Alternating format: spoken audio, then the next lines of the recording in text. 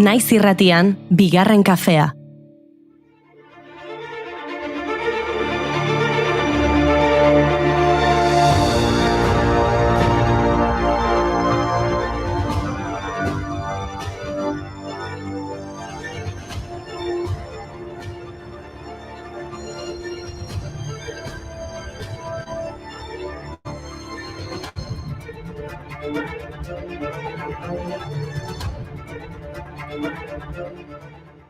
Egunon guztioi, edo ez, apirilaren 15 da astelena, eta astelenak ez dira oso zoriontsuak izaten. Ez astelenak eta ez da apirilak 15 ere. Ez behar ugari gertatu dira historian zehar gaurko egunez. Gauza bat egingo dugu. Efemerideetako tragedia horiek aipatuko ditugu bai. Baina gero irratsaioan zehar gauza alaietaz arituko gara. Ados? Ados. Venga. Astelen honek ezin du guztiz iluna izan. Ilargitan astelenak zenbat astez atzera bidez idorretan barrena pilatzen. Ni hasiko naiz ba. 1912ko apirilaren 15ean Titanic itsasontzia ondoratu zen. RMS Titanic Britainiar bidaiari itsasontzi erraldoi bat izan zen, 46.000 tonakoa. Amerikarako lehen bidaian izoz mendi bat jo eta urperatu egin zena. Ez beharrean, 1.500 lagun inguru hil ziren. Denok ezagutzen dugu historia, Titanic bezalako ontzi baten maniobratzeko gaitasuna oso txikia zen. Zubian alerta jaso zutenean makina gelari dena atzera egiteko agindua eman zioten, eta ontzia ababorrera birarazten saiatu ziren, baina ez zuten denborarik izan. Aurrez aurreko talka saiestu zen, baina ez albo kolpea. Bidaiariek ia ez zuten astindua nabaritu. Gaua zen eta gehienak lo zeuden. Thomas Andrewsek, Titaniceko ingenieriak, ontziaren sabela aztertu zuen, eta denbora gutxian egiaztatu zuen ontzia oso kaltetuta zegoela. Branka urez betetzen ari zen. Orduan, bidaiari guztiak esnarazi eta salbamendu txalekoa jazteko agindu zuten. Naiz eta gehienek denbora asko behar izan hondamendiaren berehalakotasuna ulertzeko.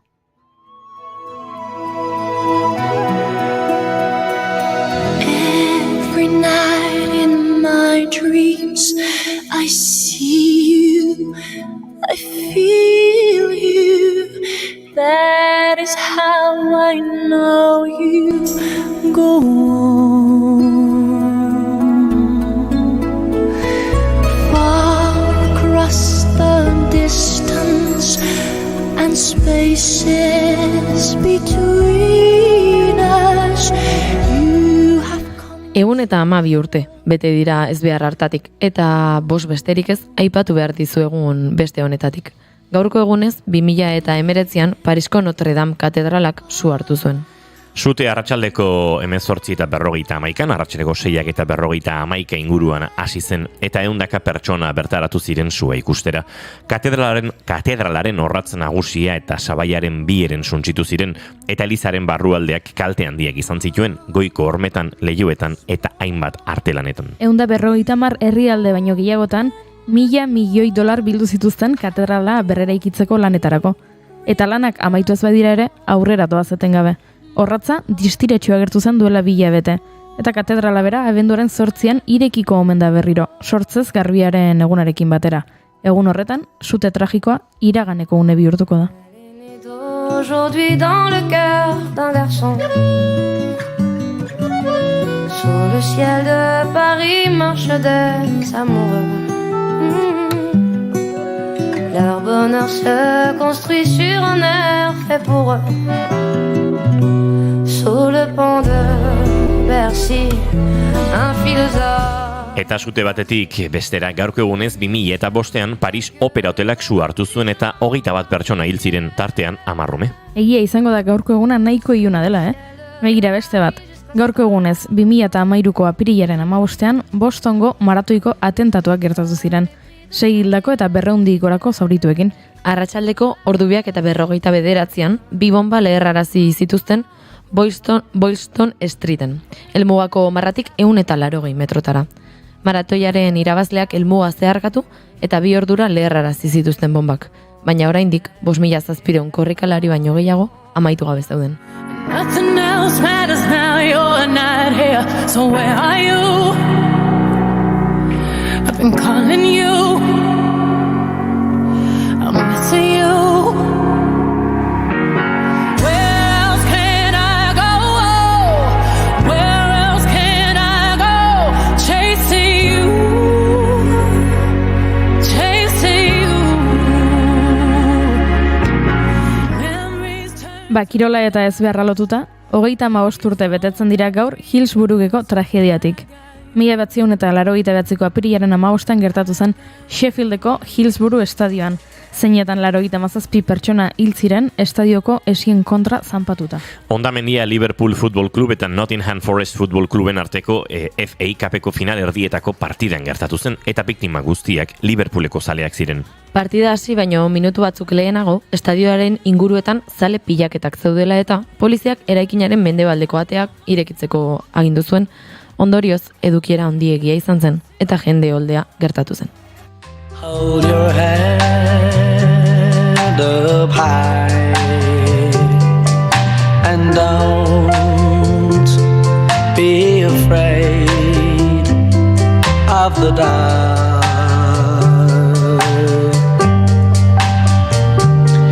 At the end of a Tira, albiste triste nahiko aipatu ditugu, ezin diogu honi buelta eman. Zerbait ona edukiko du apirilaren 15 ez da? Bai, gaur nazioarteko egun garrantzitsu bat ospatu behar dugu. Asteko artearen egun zoriontsua opa diegu pintorei, eskultorei, arkitektuei, idazlei, poetei, musikariei, dantzariei, aktoreoi, koreografiai, ilustratzaiei eta artearekin zerikusia duten gainerako profesionalei. Gaur, artearen nazioarteko eguna baita. 2012 urteaz geroztik, apirilaren 15ean ospatzen da, egun honekin, arteak eta batez ere sormenak, giza pentsamenduaren bilakaerako eta arazoa konpontzeko duen garrantzia ezagutarazi nahi da. Eta zergatik gaur, gaurko egunez jaiozelako Leonardo da Vinci. Leonardo da Vinci, homo universalis, jakintxo errantzentista giza, ezagutzaren alor guztietan ezaguna den artista izan zen. Artea ez ezik, aerodinamika, sukaldaritza, hidraulika, anatomia, poesia eta botanika ere landu zituen. Horri esker, Miguel Angel eta Rafaelekin batera errenazimenduko artearen hirutasun santuaren parte da. Mona Lisa, Mona Lisa, men have named you. You're so like the lady with the mystic smile. Is it only 'cause you're lonely they have blamed you for that Mona Lisa strangeness in your smile? Do you smile? Horrela bai, hau beste gauza da ikusten, egunero dago zer ospatua, eta guk ederki ospatuko dugu gaurko saioa gure gonbidatuekin. Josune Belez de Mendizabal izango dugu gurean. Tira, Josune Dotozino, orain ja ez egin nola ditu. Eta Mikel Etxaburu ere izango da gurean, Maitalingo alaba ikuskizunaren inguruan aritzeko. Telesail eta pelikuleta zarituko gara puripurian tartean, Imanol González Gurutxagarekin. Eta datorren asterako prestatzen joateko, arrotze astea aurkeztuko dizuegu.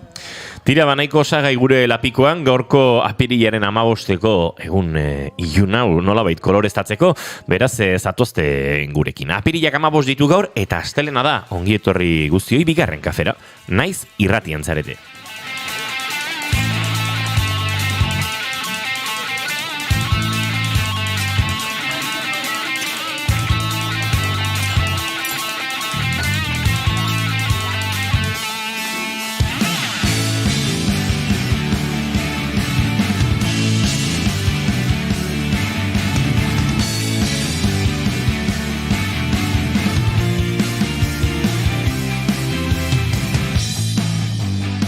Zuekin June Romatet Ibarguren. Egunon. Ibargureneko ua etorri zaita aurrera eta Romatet esan barrun, Romatet Ibargoren eta dena nastuko nun. Ez ziaten niño izola ditu, ja total abizena askotan aldatu jate. Bai, ez da. Tomatete. Zuekin Goiuri Ezeizarandi egunon. Egunon.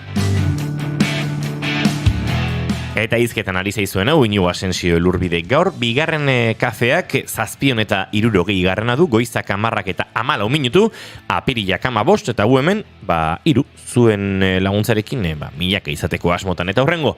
Ordu bi hauetan, bat egiteko asmotan, ongi etorri. Bigarren kafean zarete, naiz irratien.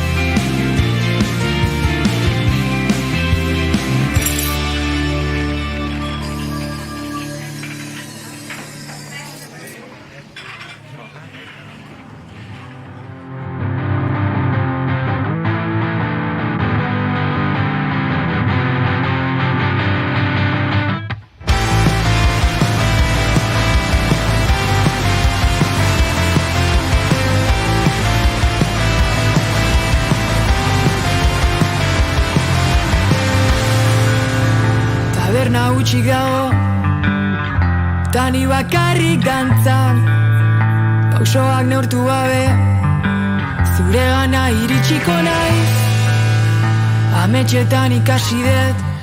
Azaletik Indabe taldearen kantu honekin abiatuko dugu gaurkoa eta abiatzeko txatarire begiratu behar.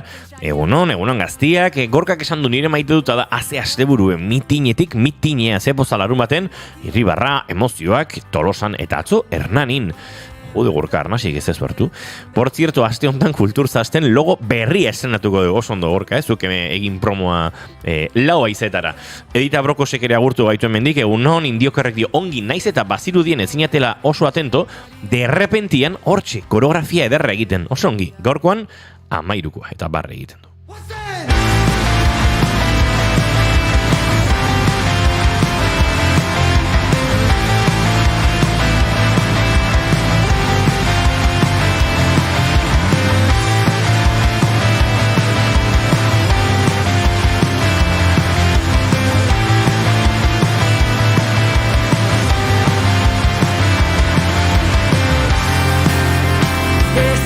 June Romateti Barguren, zein da zure maite duta? Bale, egia esan, maite dut gabe etorri naiz, ez neukan askorik buruan. Eta komunera sartu naizen momentuan, okurritu zait bat, nire sudurra ikusita ze, kamaran ez da ikusten bainoan.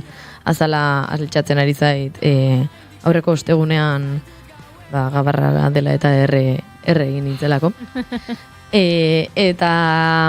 Gauzat esan gizuet, Nik ulertzen dut, gabarrarekin, informazio gaindosia, eta baina guztiaren erruare gabarrari ezin diogu bota, Han egoen lanean, aztu zitzaidan krema, hori egia da, eta erregin nintzen. Baina hemen loturak asko gustatzen zaizkigunez, gogoratu naiz badaudela, gustatzen zaizkit sareetan sortzen diren, ez dakit, sare horiek ere,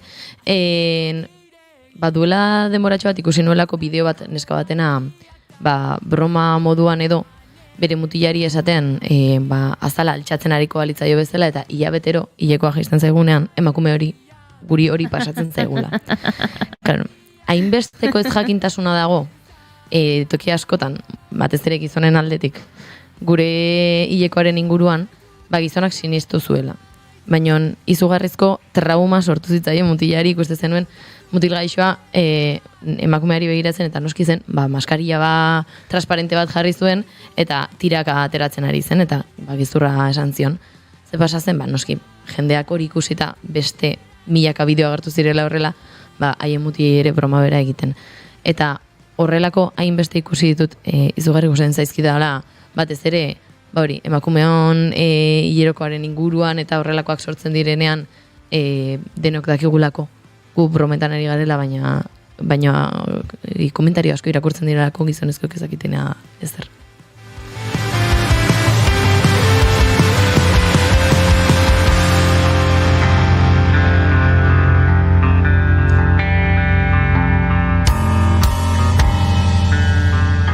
Zer diozu Juri? Ez dakit zer maite dudan. Ara! Eta galdetu egin bertzen idan, ez da? Bai. Eta zu kontatzen bali baduzu? Ados. Nik maite dut pila duzket. Salgai, merkatuan jarriko ditut. Walapopen, maite dutak salgai. Maite duten Wallapop bat balego, hemen bate baino gehiago diru batzuk xautuko lituzke. Bai. Ba, kontua da, atzo mendira joan nintzen. Duela aste batzuk erabaki nuen Aralarkoa dizkideen elkarteak edo antolatzen duen Aralarkoa 14 orduen mendi martxa egin nahi nuela, eta mendi martxa, luze xamarra da, 14 ordukoa, martxa regulatu bada. Ez da mendian korrika eta hola kilometro vertikaletan eta horrelakoetan ibiltzen den jendeak egiten duen horrelakoa, da pixat all style, oinez joaten zara, martxa natural batean, baina 14 ordutan kilometro, 70 bat kilometro egin behar dira, eta hor badago pixka bat, ze prestatu beharra. Eta esan, ni naiz, nire doaien artean aurrikuspenaren erregea, eta orduan, pixka bat azken orduan edo pilatu zaitze, aste hilabete falta da, eta atzo egin nuen lehenengo buelta luze xamarra. Eta bestela ere, espaldi mendian gehiagi biligabenen bilen, beraz, bigarrengo buelta. Eta orduan, askorako mantzidan, kilometrotxo batzuk egin dituen, 8 ordu eta piku ibili nintzen, egun guztia hor oinez. Eta badaukat maite dut, eta gero badauzkat maite dut zalantzazkoak. Maite dut sentsazio hori non ateratzen zean goizen etxetik, egun osoan ez daukazu ezer egiteko, mendien ibiltzea besterik, bideak ez dituzu ondo ezagutzen, baina nahikoa ur eta janarire badaramazun motxilan pixka bat galtzeko, gehiegi ere ez, alegia, ereinozun agertzen bazara, igual komeriak, edo igual beste hango edo hernaniko lagunen bat ditu behar diozu bila etortzeko, baina, bai, hola galdute ibili, batean baserri batera alduan galdetu, beste bidezka bat hartu, hemendik ikustu ezaket ez dakiza herri, handik joango naiz, eta sentsazio hori pixkat galduta, eta batez ere ordu askotan inor ez ikustearena asko maite dut, eta pakikara harria ematen dit, beraz, nire maite duta hori, mendian pixkat galduta, gehiegi galdu gabe, baina galduta, eta pake-pakean, eta ien hori ikusi gabe, eta horrek plazerra handia ematen dit, eta hori da nire maite duta. Eta gero badauzkat maite dut zalantzazkoak. Zestakit zer den maite dut, ez akaso ere ez da hausnar maitea edo lako zarbait. Maite dutetan egiten den hausnarketa.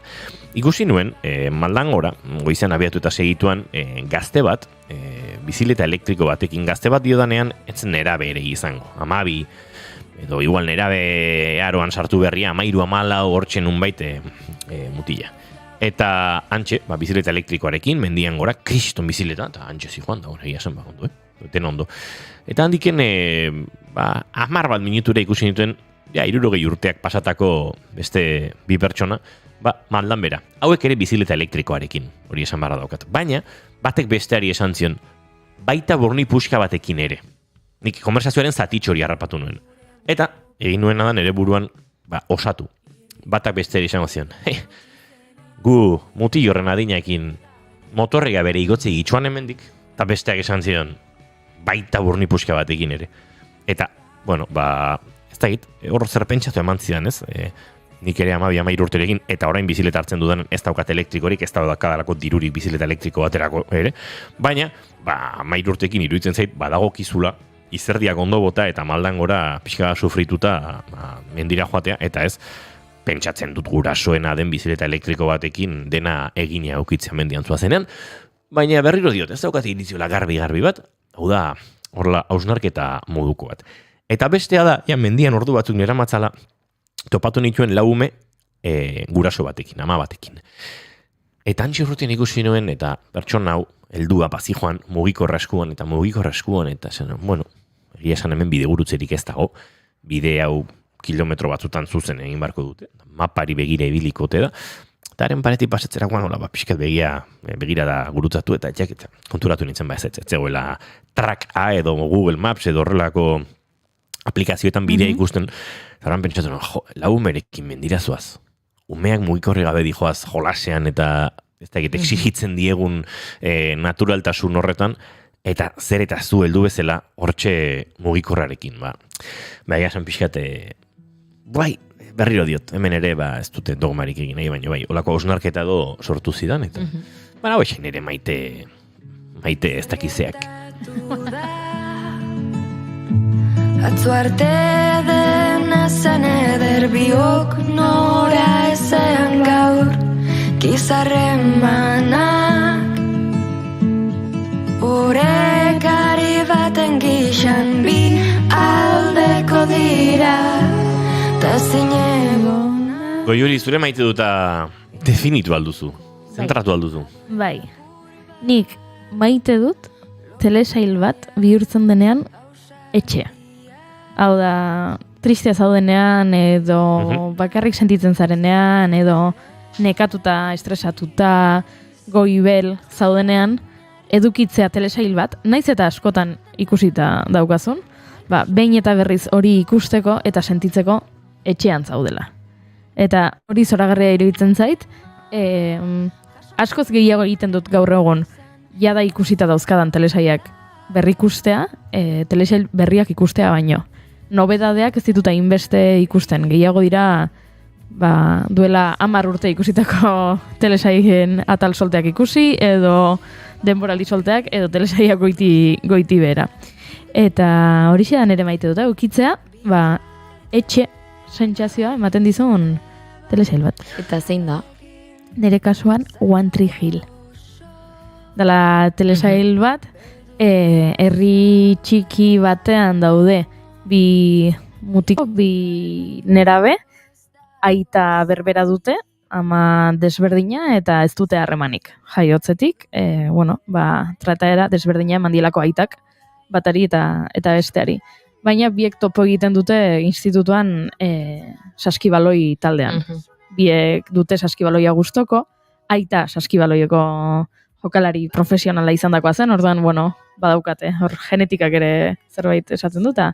Eta biak dira saskibaloi jokalariak eta orduan talde berean daude, eta horrela hasten da, hori da telesailaren premisa. Gerora 9 denboraldi izan ditu eta saskibaloiak lekua galtzen joan zen, eta bi anaien arteko harreman hori ere, ez dakit, 4., 5. edo 6. planoan geratu zen, ze, urteek aurrera egina ala, pertsonaia asko daude, eta oso telesail korala da, eta gauza asko gertatzen dira. Haurdunaldiak, dibortzioak, eriotzak, denetarik, eta hori da nire telesail horrela goxo sentiarazten nagoena, eta negarpia bat egiten du telesail horrekin, barrere bai, eta horixe, edukitza, horrelako zerbait edukitza da nire maite duta. Askok dira ginar. Niri gertatzen zaite, aipatu nuen hemen inoiz doktoren Alaska telesaia, The Northern Exposure, da hain da luzea, hainbeste denbora dira, hainbeste kapitulo ditu, eta luzeak dira, ordubetekoak dira, 50 minutukoak, eta oraindik ez da egitor, nunbait erdibidean edo nabil, eta iesan nahi horrek ere ematen ditola etxe sentsazio hori, baina atzo gauean hartu nuen lo 500 biztanleko herri bateko hauteskunde kanpainarekin, esan ez da posible, hau ere alineatu da gure hauteskunde kanpainarekin, baina ura graziosoagoa zen. Ez zegoen eneko handu ezarik, beraz, diferente, baina ondo. Josune Belez de Mendizabal, Fernández de Garaialde, badaukagu dagoeneko pres eta bagoaz Gasteiz ingurura. Josune, egunon? Egunon. Aien, Zure maite edo maite mina, edo maite duni mina, edo... Zer da. Ui, galdera, da, oikotasun batekin egiten dira zuen galdera, baina gaur ni nago, astelen gogorra, begira. Ze maite dudan? Maite dut pasadudan asteburu zoragarri horretan ezagutu ditudan 25 pertsona zeharo ezberdinak guztio garen bezala. Gogoratuko duzu eta bestela nik esango dizuet, eskola transfeministak, artes teknikoen eskola transfeministak bufoi ikastaroa eskaintzen zuela. Eta ara jo nintzen ni gure Garaion sorgingunera, maitagarria den toki horretara, Ozaetan hemen Araban, Garaio urtegiaren ondoan, eta horre eman dut asteburua.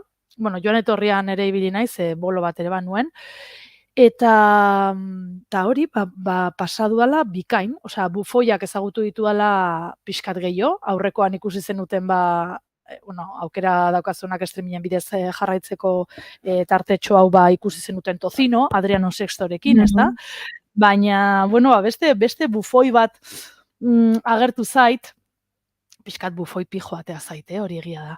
Esketxika batek estiloa dauka, eta ezin du kendu gainetik, eta klaro, hori, derrepente ipinu hartza bufoi, eta, zaila izaten da.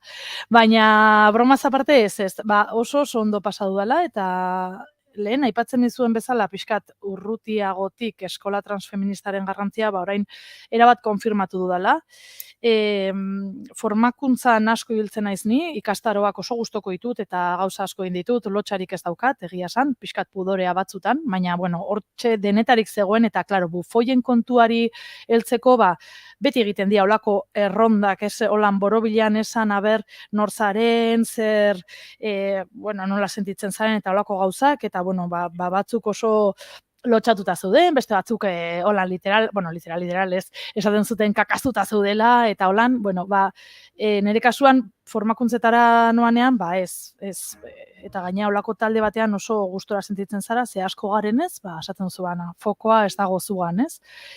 Honekin zer esan nahi dudan, formakuntzaz aparte, ikaragarri polita iruditu zaidala ezagutzea hoiek pertsona guztiak, gure desberdintasunekin, gure pentsatzeko modu komun batekin, baina aldi berean oso realitate ezberdinak bizi ditugunak, eta niri klik handia egin didala, eta zoragarri pasa dugula, eta sortu den hor, ez dakit, konplizitatea baino entzumena sortu dena, oso polita izan dela, eta joder, ojala mundua holan izatea ez da kasua, hor oso babesgunean egon gara, eta oso gustora, eta listo, hortxe, barrezka, zer?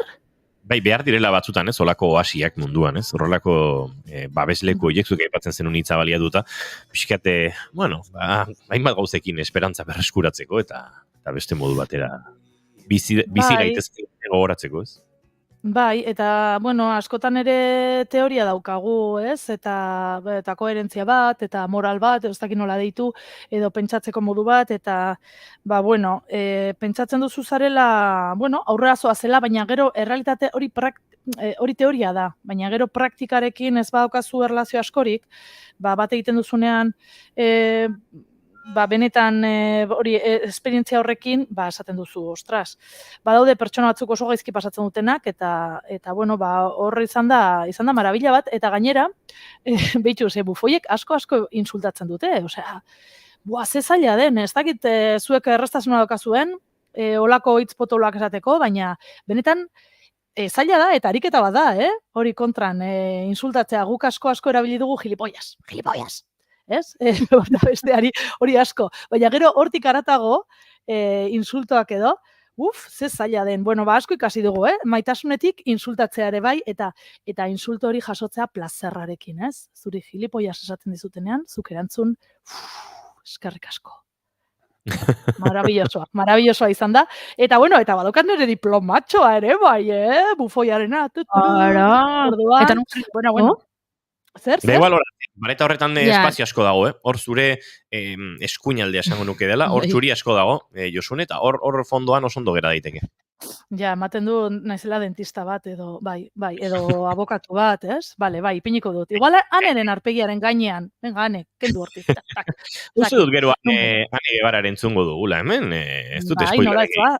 Gaina, entzulei bai azalduko diegu, Josune Belez de Mendizabal gazteiztik ari zeigula, guk beretxean ikusten dugu, bideo deiez ikusezak egu elkar, eta horregatik dakigu bere atzekaldean zer dagoen, ze bestela entzuleak pentsatuko du, nola dakite zertaz ari dira, Josuneren etxeko pareta batetaz ari gara, gehiago ez digo erakutsi, egunen batean erruta turistikoa egingo digu, baina gaur ez da horretarako. Gaur ez da, deskubritu behar dugu oraindik ze dagoen biombo honen atzean, Batzutan agertzen dira pelikanoak, claro, biomboak bi alde ditu, batean, flamenkoak edo, ze hauek, ez? Flamenkoak eta bestean pelikanoak, baina biomboaren atzean zer dagoen?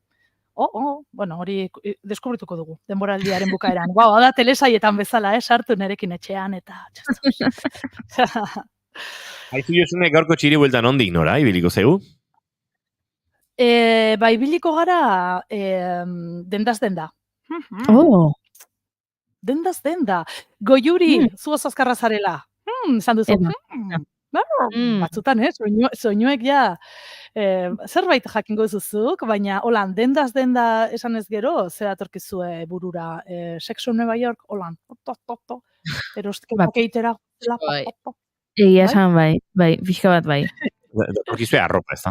Arropa, bai, denda zen da esan duenean, arropa esan du, gainera ikusten ari nintzen, nola guk hemen irrati parean arropa denda bat dago, urteak eta urteak eta urteak daramatza hor, eta ikusten ari nintzen argiak pizten ari zirela, aste, ari zirela manikiak eta mugitzen, eta aste berriari ekiteko lanean ari ziren, eta dendaz denda ipatu duzu, bai, egia esan arropa etorri zait, baina dendak, mota askotarikoak daude. Ni oso dendaz denda ere gertatzen da batzutan, igual atzerrian zaude eta beharrezu zerbait hola berezi xamarra. Izan daiteke erraminta bat, izan daiteke zerbait konpontzeko zerbait, izan daiteke ez dakit sendagai bat edo ez dakit krema bat, zerbait oso konkretua. Eta atzerrian zaudenez ez daukazu zure herriko edo hiriko kontrol hori de denda ontara joango naiz eta badakitan topatuko dudala. Eta beraz, bazabiltza igual hemen ukiko dute. Eta galdetuta, ez da, gainera hizkuntzarekin, askotan nahiko konversazio xelebra izaten dira, eta beste batera joan da, ez, baina akaso ez da egin urki izango du, eta hori ere izaten da dendaz denda. Baina nik horrela entzun da, Josune, bai, arropak erostera edo oinetakoak edo, jaskera edo osatzeko erosketa datuzkit burura, bai. Bueno, pixkat, bada, hortikan, baina olako uztarketa bat egongo da honetan, kasu honetan, dendaz denda bai, ze dendetan gauzak saltzen dira, salgai daude, baina horretaz aparte beste zerbait, por cierto, ez esan baino lehen, ezken niri dendaz denda, datorkit olako tonadilla bat, na-na-na-na-na, dendaz denda, na-na-na-na-na, zagun egiten zaizue? Kolpez. Jarraitu pixka bat? Esan behar nuen. Kortaturena, ez? Na-na-na-na-na, kolpez, kolpe. Ez, bueno. Denda. Bueno, ya está. Bueno, kostatu zait, bai, entonatzea. Asteleneko ahotsa. Bueno, kontatuko dizuet. Eta, bueno, beti bezala ez dizuet kontatuko, holan, lerro zuzen batean eta directamente gaira, ez, nola ez ba, 150 gramo aipatuko dut, dendaz denda, 150 gramo, zertaz ari gara, drogaz, mesedez, astelena da. Bueno, gehiagi, 150 gramo, droga, gehiagi. Konsumo propio. Bai, gramo izan daiteke lekaleak. Adibidez. 150 gramo txope. Ai, ze ona. Txopeo lan fin-fina, Edo mortadela zeitunera duna. Puf. Hori bai espektua, Mortadela zeitunera. Aztora gara iruditzen zain mortadela zeitunekin. Edo izan daitezke, 150 gramo, lakasitoak. 150 gramo dezente lakasito diez, ola poltxatxo bat, ja. Poltxatxo, altxortxo bat, bai. Bale, zabiltzate gaizki, batez ere txope eta olako gauzekin. 150 gramo zerena, hori janariarena, baina izan daiteke hori, txoizoa edo solomoa edo, 150 gramo arraina, gitxi ez da. Bueno, puntua da, 150 gramo jaialdia, behin baino gehiagotan hemen aipatu duguna, hori sortu zen duela, ez dakini ba, 11 edizio baino gehiago, seguro. Eta sortu zen Gasteizen arte eszenikoaren baitan. Zergatik titulu hau, zergatik izenburu hau, egiten zelako merkatu batean. Merkatu batean non postuak zeuden, dendatxo txikiak eta hortxe, esan bezala, arategiak edo arraindegiak, txarkuteriak, olakoak, ez? Orduan, hoiek hasi ziren, klaro, merkatalgune handiak zirela eta hoiek usten, jendea jubilatzen, eta, horregon zen pixkat gainbera bat, eta hemen Gasteizko antzerkitalde batzuk, konpainia batzuk erabaki zuten bertan jaialdi bat ospatzea. Orduan, urtero, Gabonetan, 150 gramo jaialdia, arte eszenikoen jaialdia egiten zen Zaldiaran izeneko merkatuan. Zer gertatzen da ere bai, azkenean biden da gehatzen zirela, bakarrik, besteak ustuta, eta klaro, bertan egiten ziren antzerkiak, baina biden da hoiek bazeudenak lanian, aldi berean jendeare bazi joan erostera, eta horregatik zegoen superfizie hori guztia irekita. Baina duela bi urte edo, izan zen bi urte edo, baina erabat itxi zuten merkatua, eta orduan 150 jaialdi hau pasa zen Montermoso kulturunera. Bai? Gazteizko muinoan dagoen, aldezarrean dagoen, eraikin batera. Modernoagoa, galdu du pixkat esentzia hori, baina hortxe Gabonetan hemen antzerkia asako daukagu. Beti pieza laburrak dira eta pilo bat daude. Bueno, zer, orain atea zaio pixkata nahi edo arreba txikia edo dena delakoa beste zenide txikitsuago bat, 150 gramo jaialdi honi, eta 150 gramo dendaz denda ditzen da. Ez da honetan egiten baizik eta orain, apirilean, eta aurtengoa da 2. edizioa. Eta hortik handator gaur kontatu nahi dizuedan hau. Dendaz denda bada, nolabait denda txikiei, komertzio txikiei, bozgorailua emateko aukera. Bultzada bat. Eta hori da. Eta hor uztartzen dira batetik dendak, esan bezala, eta bestetik arte eszenikoak. Orduan, bihartik hasita eta ostirala bitartean, izango ditugu antzezlan ezberdinak, denda eta auzo ezberdinetan, eta doainik juteko aukera. Arazoa zela demagun kirol denda batera hemen ondoan daukagun Gaikar izenekoa, eta hortxe aurkitu dezakegu adibidez, Ane Gebararen la Ester, ez? Bere pieza laburra 20 minutukoa, eta gainera 3 bider egingo dute, antzesleek, hau da, bat amaitu, ustu pixkat denda, haize pixkat hartu, eta berriro urrengoa. Orduan, baditugu, desente, aste barruan, 6etan hasita eta 8 bitartean.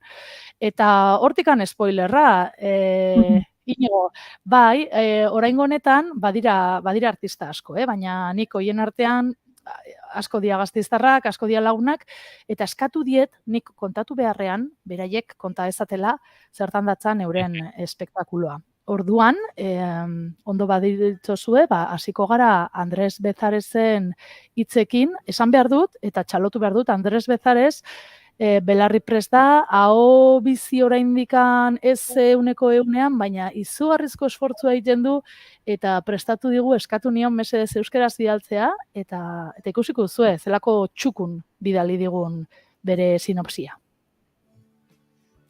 Juan Rulfok, bere literaturarekin, Mexikoko herriaren arima eta zerizan harrapatzea lortzen du. Haien istorioak irakurtzen ditugunean, ekintza magiko bat gertatzen da. Herriaren ahotsak gure aurrean agertzen dira nolabait. Bizitza eta heriotza entitate bereiziak ez diren unibertso batean murgiltzen gaitu. Ez dagoen mugarik naturalaren eta naturaz gaindikoaren artean, errealitatearen eta ametsaren artean. El Día del Derrumbe aktore bakar batek interpretatzen du, ni neuk. 17 minutu irauten du. Istorioa Tuzkakueskon gertatu zen lurrikara bati buruzkoa da. Eta tokiko agintariek gehiegizko festa bat antolatzen dute gobernadoreari ongi etorria emateko. Gizarte horren erretratu oso ironikoa eta aldi berean oso bidezkoa eginez. Istorio honi buruz gehiago jakin nahi baduzue, etorri egin behar duzue antzerkira. Antzerkia hitzetatik haratago baitago. Ongi etorri.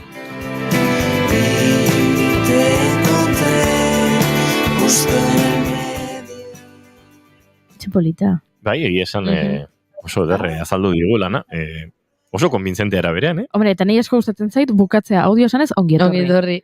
Nik botatzen dut nire gonbidatpena zeri buruzkoa da nire emanaldia, eta ja ongi etorri esaten dizut, ze hau esan da nola etzara etorriko. Zoragarria. Bai. El Día del Derrumbe, Andres Bezarezek eskainiko duena, asteazken honetan, arratsaldeko 6etan hasita 8 bitartean 3 pase, esan dugun bezala, VSD Bastiturrikalean hemen Gasteizen dagoen arropa denda horretan. Eta aurrera jarraitzen dugu, ze badaukagu ere bai, nik ustet, Andres ikusi dute eta egiten du bikain. Gainera kontatzen du, bera da kontalaria, baina aldi berean, bada ere bai aktore, interpretea, ez? Orduan, narratzaile figura horretatik ateratzen da, eta bada ere bai pertsonaia. Eta dana egiten du oso azento mexikar sutilarekin. Ez du parodiatzen. Saiatzen da, egiten oso fin, Andres, zer Goiuri barkatu?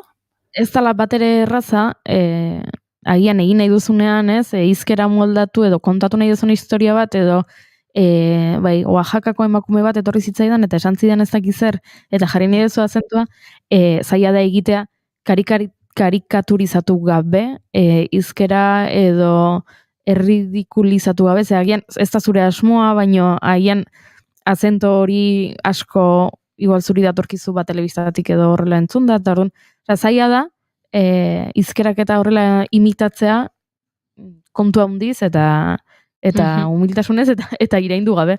Zabatera erraza. Bai, erabat ados, Andresek lortzen du, Beraz, horre bere ongi etorria, bere gonbidapena ja luzatu digu, hortxe egongo da. Beste batzuen artean, gure Aitor Vinagret jauna, kajita de sorpresa, ze honek egiten du denetarik mutil honek umeentzako ikuskizunak ditu, bere kokitorekin, eta bestelakoak armatiropun, BLV artean egongo den pieza izango da, Bilbon, gero kontatuko digu bebai, baina gauza guztien hauen artean, orain Ricardo ama a Ricardo pieza ekartzen du dendaz denda jaialdira. Entzungo dugu. Bueno, nire antzeslanaren izena Ricardo ama a Ricardo da. Berez, Bartzelonan nengoenean, Hamlet antzestu genuen, eta, pasada bat izan zen, nik mundu shakespearianoarekin flipatu nuen. Orduan, gero antzerki eskolako azken urteko lana, Ricardo hirugarrena izatea erabaki nuen, eta orduan moldaketa librea sortu nuen, hau da nire bertsioa, humorea, drama eta gordintasuna izan ziren obraren oinarriak, eszenografia oso bitxiarekin, eta niretzako bidai bat izan zen horrelako pertsonaia antzestea. Eta oraingoan pozik pertsonaia kasoitik aterako dut, denda festivalean aurkezteko. Ricardo hirugarrenaren bertsio desberdina izango da hau, nik daukadanaren pieza laburragoa izango da, eszenografia desberdinarekin, izan ere dendaren oinarria zait espezifik da, beraz oraingoan eszenarioa komiki denda bat izango da, rol eta estrategia jokuen artean, aproposa benetan. Eta, horrelako espazio batean antzesteak momentuko aukera asko ematen dizkizu. Publikoa oso gertu izatea, eta gero, inguruan daukazunarekin jolaztea. Eraz, erronka polita. Eta piezaren sinopsiak horrela dio. Benetako monstruoak, dotoreak, karismatikoak eta hitzekin trebeak dira. Ricardo egolatrak barre egitera eta izutzera gonbidatzen gaitu. Monstruak ez baitira koloretakoak. Monstruak existitzen dira eta izena daukate. Hau, Ricardo deitzen da.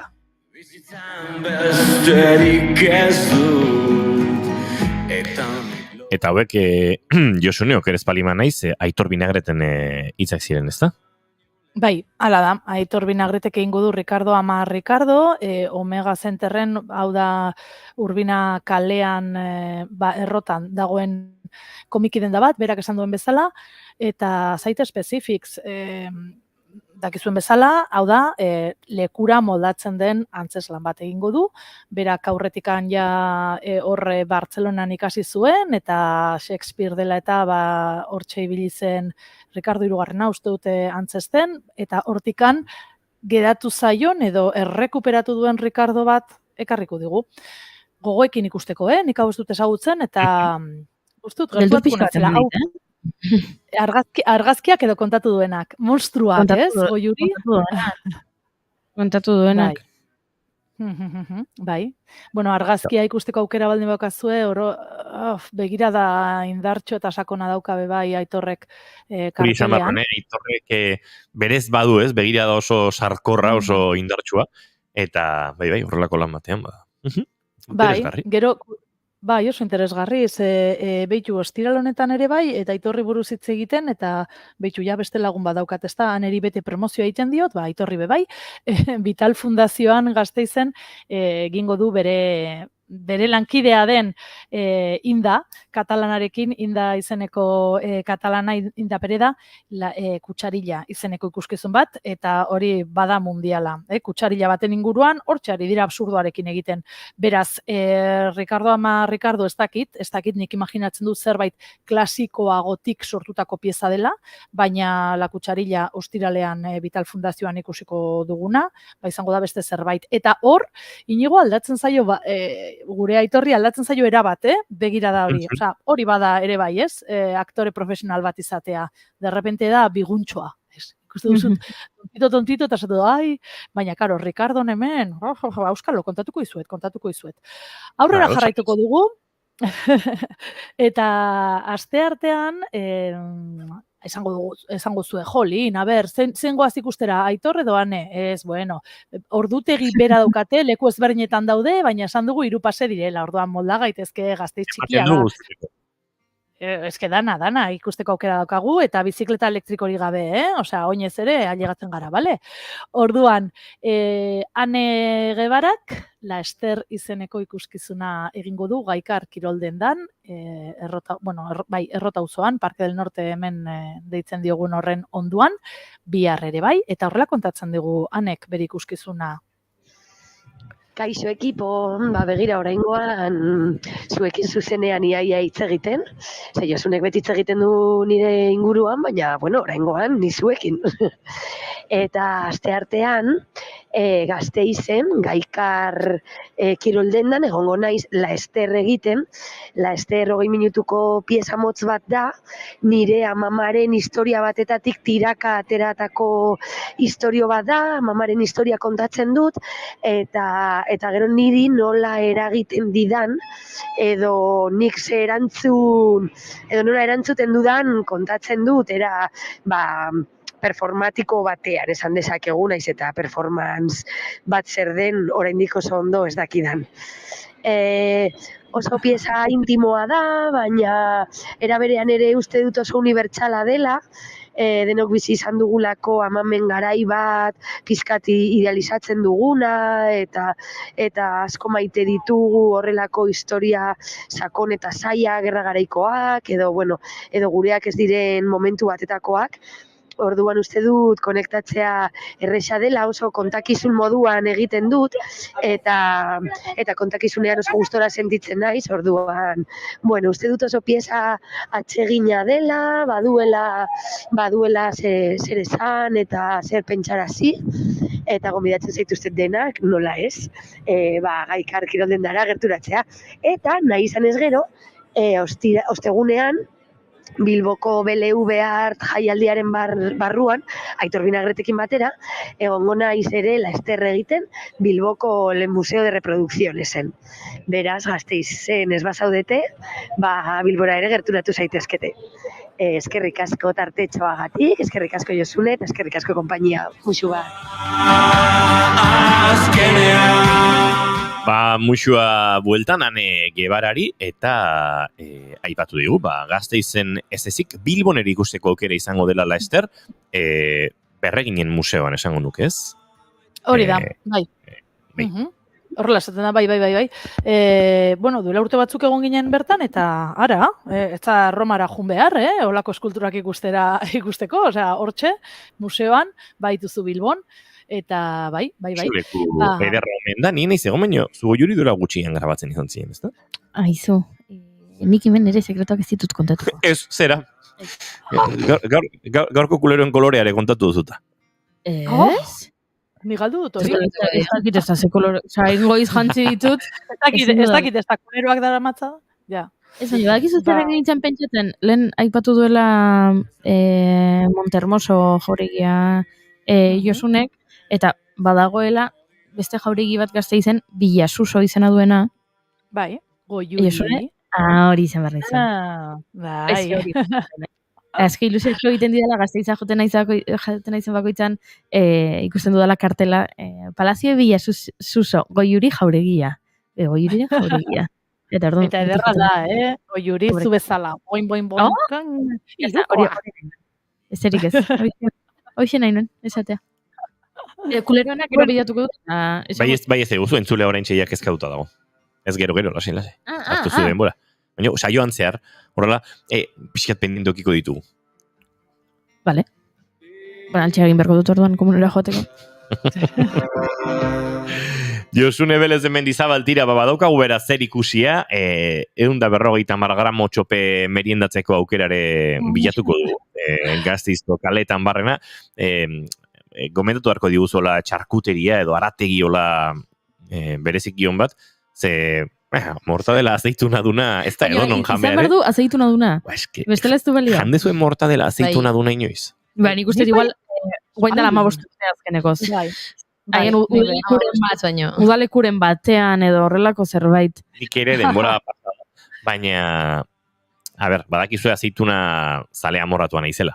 Nik ezer arrarorik ezean egunero jaten ditut azeitunek. Eta orduan, honek ematen du meriedan azeitunak sartzeko aukera. Zu beti, zein aizakia? Azeituna jateko. Bai. Eta baina, kombinazio hona da, Ez da kombinazio, hausarte, ez da txokolatea eta txorixoan astea bezala, horrelako kontuak. Antzerkia dendak eta... Eta azeituna. Bai, antzerkia eta dendak oso kombinazio hausarta da, eta oso interesgarria Josunek ekarri diguna. Baina mortadelari azeituna jartzea, ez dakit. Hor, bestela platerean ondoan izango ziren azeituna batzuk eta mortadela sandwichek. Bueno, edozein lekutan salten dute, ez? Esango nuke baietz. Erosi beharko baina gero, azeitunaen zaporea badago hor mortadelaren baitan, ze ez da berdina izango, Oliba oso bat hartzea, edo... Bueno, hor ere, korteak ere gina dauka, bai, motz, osea, fin mozten balin baduzu zera hori, zer da, mortadela hori, akaso gutxiago, baina pixkalo dixiago hartuta, hor azeituna eraztun zoragarri bat, bai. Bueno, arituko nahi zorren bila zen. Nik derrepente apiturru zitira bai, aragoa zela. Bai, nik gaur 150 gramo eskatuko ditut. Gero argazki bialiko izut jo. Kopuru ederra. Oso, ondo. Bueno, a ber, 150 gramutan ere aipatuko dut azkar batean, beste batzuk ere badirela, Eta, claro, hemen aipatu ditut txekoak eta gertutik dauzkadanak, eta, claro, beraiei konfiantza osoz, eskatu dizkieguelako audioak, baina, bueno, beste zerbait, dantza ikusteko aukerare egongo da, bale? Álvaro Murillok aurkeztuko du 8 kilometro zen mula izeneko ikuskizuna, eta Jordi Villasekak, hau da Larrua proiektukoa, Losing Faith, bale? Eta gero, daukagomen Bergarako Maria Urzelaik ekarriko duen Un ratito. Oso ona, hau ere ikusi nuen Gabonetan La Mostrenkan, eta merezi du ere bai. Bueno, danak merezi du, 20 minutuko piezak dira, tita batean ikusten dira, nik beti esaten dut, teatro laburra ikustera, jun behar dela, eske antzerkia zai gustatzen, jun zaitez, eske kritikatzeko aukera ere ematen du. 20 minutu, ez bazaizu gustatzen ere, tita baten amaitzen da, orduan ez duzu gaizki pasatzen, eta gustatzen baldin bazaizu, errepikatuko duzu. Josune Belez de Mendizabal Fernandez de Garaialde Anderea, besterik azpimarratu nahi diguzu 2 minututxo dozkagu oraindik eguerdiko amaiketarako, beraz, zerbait azpimarratzeko geratu bada, nik ez zaitu moztu nahi, bale, ez, askar baten jun naiz, pentsatzen, albistegia bazetorrela. Ez, baina zalantza sortu zaite esan dut, igual Josune mozten ari nahi zen, eta... Kiba! Eta mozten baldin man nauzu, moznazazu txopet eta bezala, hori... Josune, zain asko eta joango zara kontatzen, ze martxa 150 gramo horiekin, eta guk bitartean kontatuko dizuegu, ze muzkoak diren gure 150 gramo mortadela azeituna. Horiek, astelen hona izan, Josune, zain du?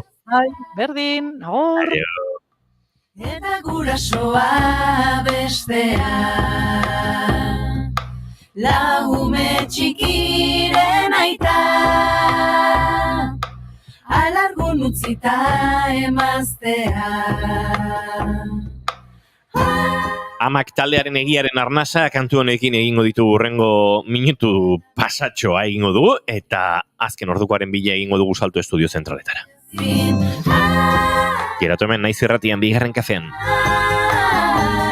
Dana berdinak egin, naiz ituzten da ezin.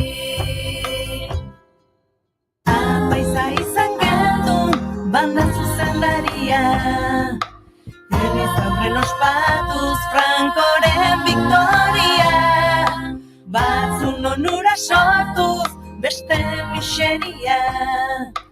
Horrela laburtzen deu herriko memoria, bortizkeriaien egileak.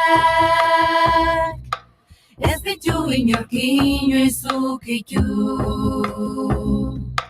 konta dezagun orduko egia, ta historiak epaituko ditu.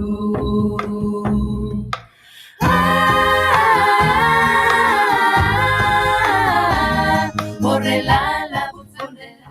Ba, esan da bezala, segundu gutxi eguerdiko 11etarako eta bagoaz azken ordukoaren bila estudio zentraletara, Oñatz Aizpuru lankidea bertan baita prest. Oñatz, egunon? Egunon bai, Inigo, egunon entzule guztia tira nazioartetik ari gara, zehazki Iran eta Israelen arteko azken tiramira hoien bueltakoak jasotzen, eta gaur pixka bat tentsioak baratzeko deia Nazio Batuen Erakundeako Antonio Guterresen partetik. Pauso bat atzera emateko eskatu dielako bai Irani eta baita Israeli Guterresen aburuz munduak ezin duelako beste gerra bati aurre egin. Esan du Iranek Israelen kontra jaurtitako misilak, zein Israelek Damaskoko Irango kontsulatuaren kontra egindako erasoak ez direla onargarriak eta arduraz jokatzeko eskatu die bi estatuei, eurak ez ezik nazioarteko komunitate oso inplikatuko litzatekelako gai honetan eta hondamenditzat hartzen duelako Nazio Baten Erakundeak gertatu daitekena. Hain zuzen azken orduetan, Israelez ari garela gutxienez, 4 palestinar hil eta 60 zauritu dira, horietako 10 egoera kritikoan. Kolono israeldarrak ari dira soldaduen begiradapean Zisjordaniako palestinarren kontrako erasoak egiten. Ostiralean 14 urteko israeldar baten hilotza topatu zuten Zisjordanian eta horren aurrean mendekuz ari dira. Azken 48 orduetan gutxienez 4 palestinar irituzte kolonoek eta beste 60tik gora dauden zaurituak. Era berean, ia 500 dira, iazko urriaren 7az geroztik, kolonoek hildako palestinarrak euren eskuetan ia 500, gobernuzkanpoko erakunde Jesdin dioenez. Kolono israeldarra ikusten dira, Zisjordanian auto bat izu ematen hainbat militar israeldarrean pasibotasunaren aurrean eta euren esku ari direla mendekua hartzen salatu dute azken orduetan. Azken epamen bat, Euskaldunon arratzea astea ospatzera ditu duelako Euskal Herrian euskarazek, apirilaren 22tik 28ra, edozein pertsona edo eragile euskaltzale kaleak berreskuratzeko ekimen nazional horretan parte har dezakela gogoratu dute. Ekimen nazionala dela, gonbidapen zabala egiten dutela, eskubideak kalera eraman eta euskararen aldeko borroka berpizteko aukera eman dezakela. Garai batean, ezabaketa egun edo asteak egiten ziren, baina markoa zabaldu dutean, erderaz bakarrik edo erderaz lehentasunez dauden kartelak euskeraz jartzea da ezabaketa horren oinarria, baina orain horretaz haratago poteo musikatua, desfileak, ekintza simbolikoak, elkarretaratzeak edo kanpaina zehatzak egingo dituzte helburua ahalik eta eremu gehienetara iristea, ahalik eta eragile gehien ordezkatuta egotea. Hainbat atxikimendu jaso dituzte Euskal Herrian euskarazeko batzordea nazio mailako 5 ekintza sustatzen ari dela esan du, gainera komunitateko kideekin batera bestelako aliantza batzuk sortzen ari dira ere eragilekin. Honaino beraz, entzule eta bigarren kafeko lagunak kontatzeko genuena momentuz. Eskerrik asko Oñatz Aizpuru, arrotze astearen inguruan aritu zegu lankide, eta horren inguruan ere June Romatet Ibargurenen eskutik zertxo bait sakontzeko aukera izango du gaur urrengo ordu honetan, eta eguerdiko 12etan informazio gehiago helaraziko dizuete estudio zentraletatik azken ordukoaren berri izateko. Orain aurrera goaz, mentxe, bigarren kafean.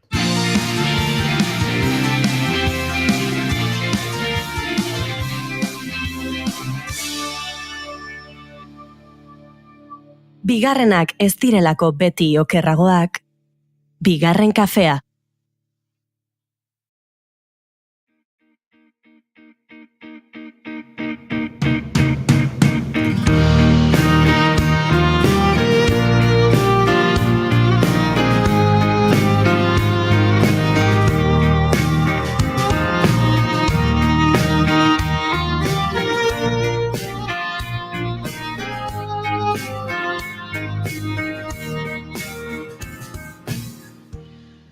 Bazen Hernan inguruan Mantxalin izeneko baserri bat. Bertan neska gazte bat bizi zen, alai, aurre modura jolasean eta pixkanaka gauzak ikasten. Berak ordea, etzekien gerra zibilaren ondorioz, bere herriko lehen eraildua izango zela. Gerrak bere herria estali zuenean, neska gaztearen irribarrea betirako itzali zen.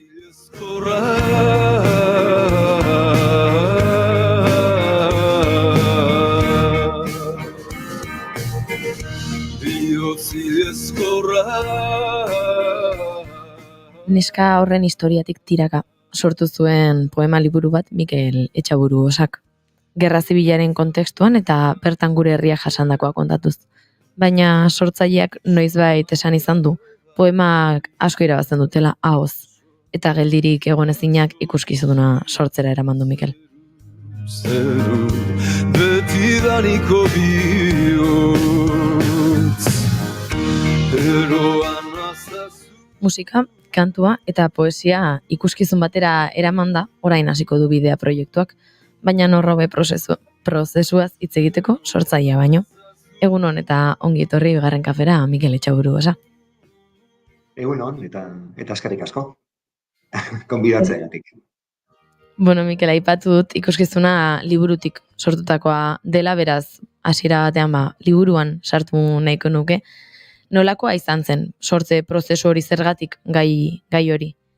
Bai, begira Jon eta lagunak, hor, aipatu dut ezta, behin hogein, ni ondarrutara naz, eta ondarrutik Saturraranderako bidetxo hori, ez dakit inoiz egon dezareten, oso paseo polita da, bai? Itxasertzetik doan paseotxo nik uste dut politeta ederra da, eta 10 minututan, 15 minutu eskasetan ondarrutik eta Mutrikurako, Saturraran ja Mutriku da. Badakizu ondarru, mugan dagoela kasi Gipuzko eta Bizkaien artean, batzuentzat azken herria da eta bestentzat lehenengo herria, segun handi sartzen zaren. Eta bizkat, nik ohitura daukan nik eta beste makinatxo bat ondarrutarrek eta beste makina bat jende bai, aldugun guztietan paseotxo hori egiteko. Eta nik handira oso zalea naiz, oso atsegin dut, Saturrara nire gogoko tokia da.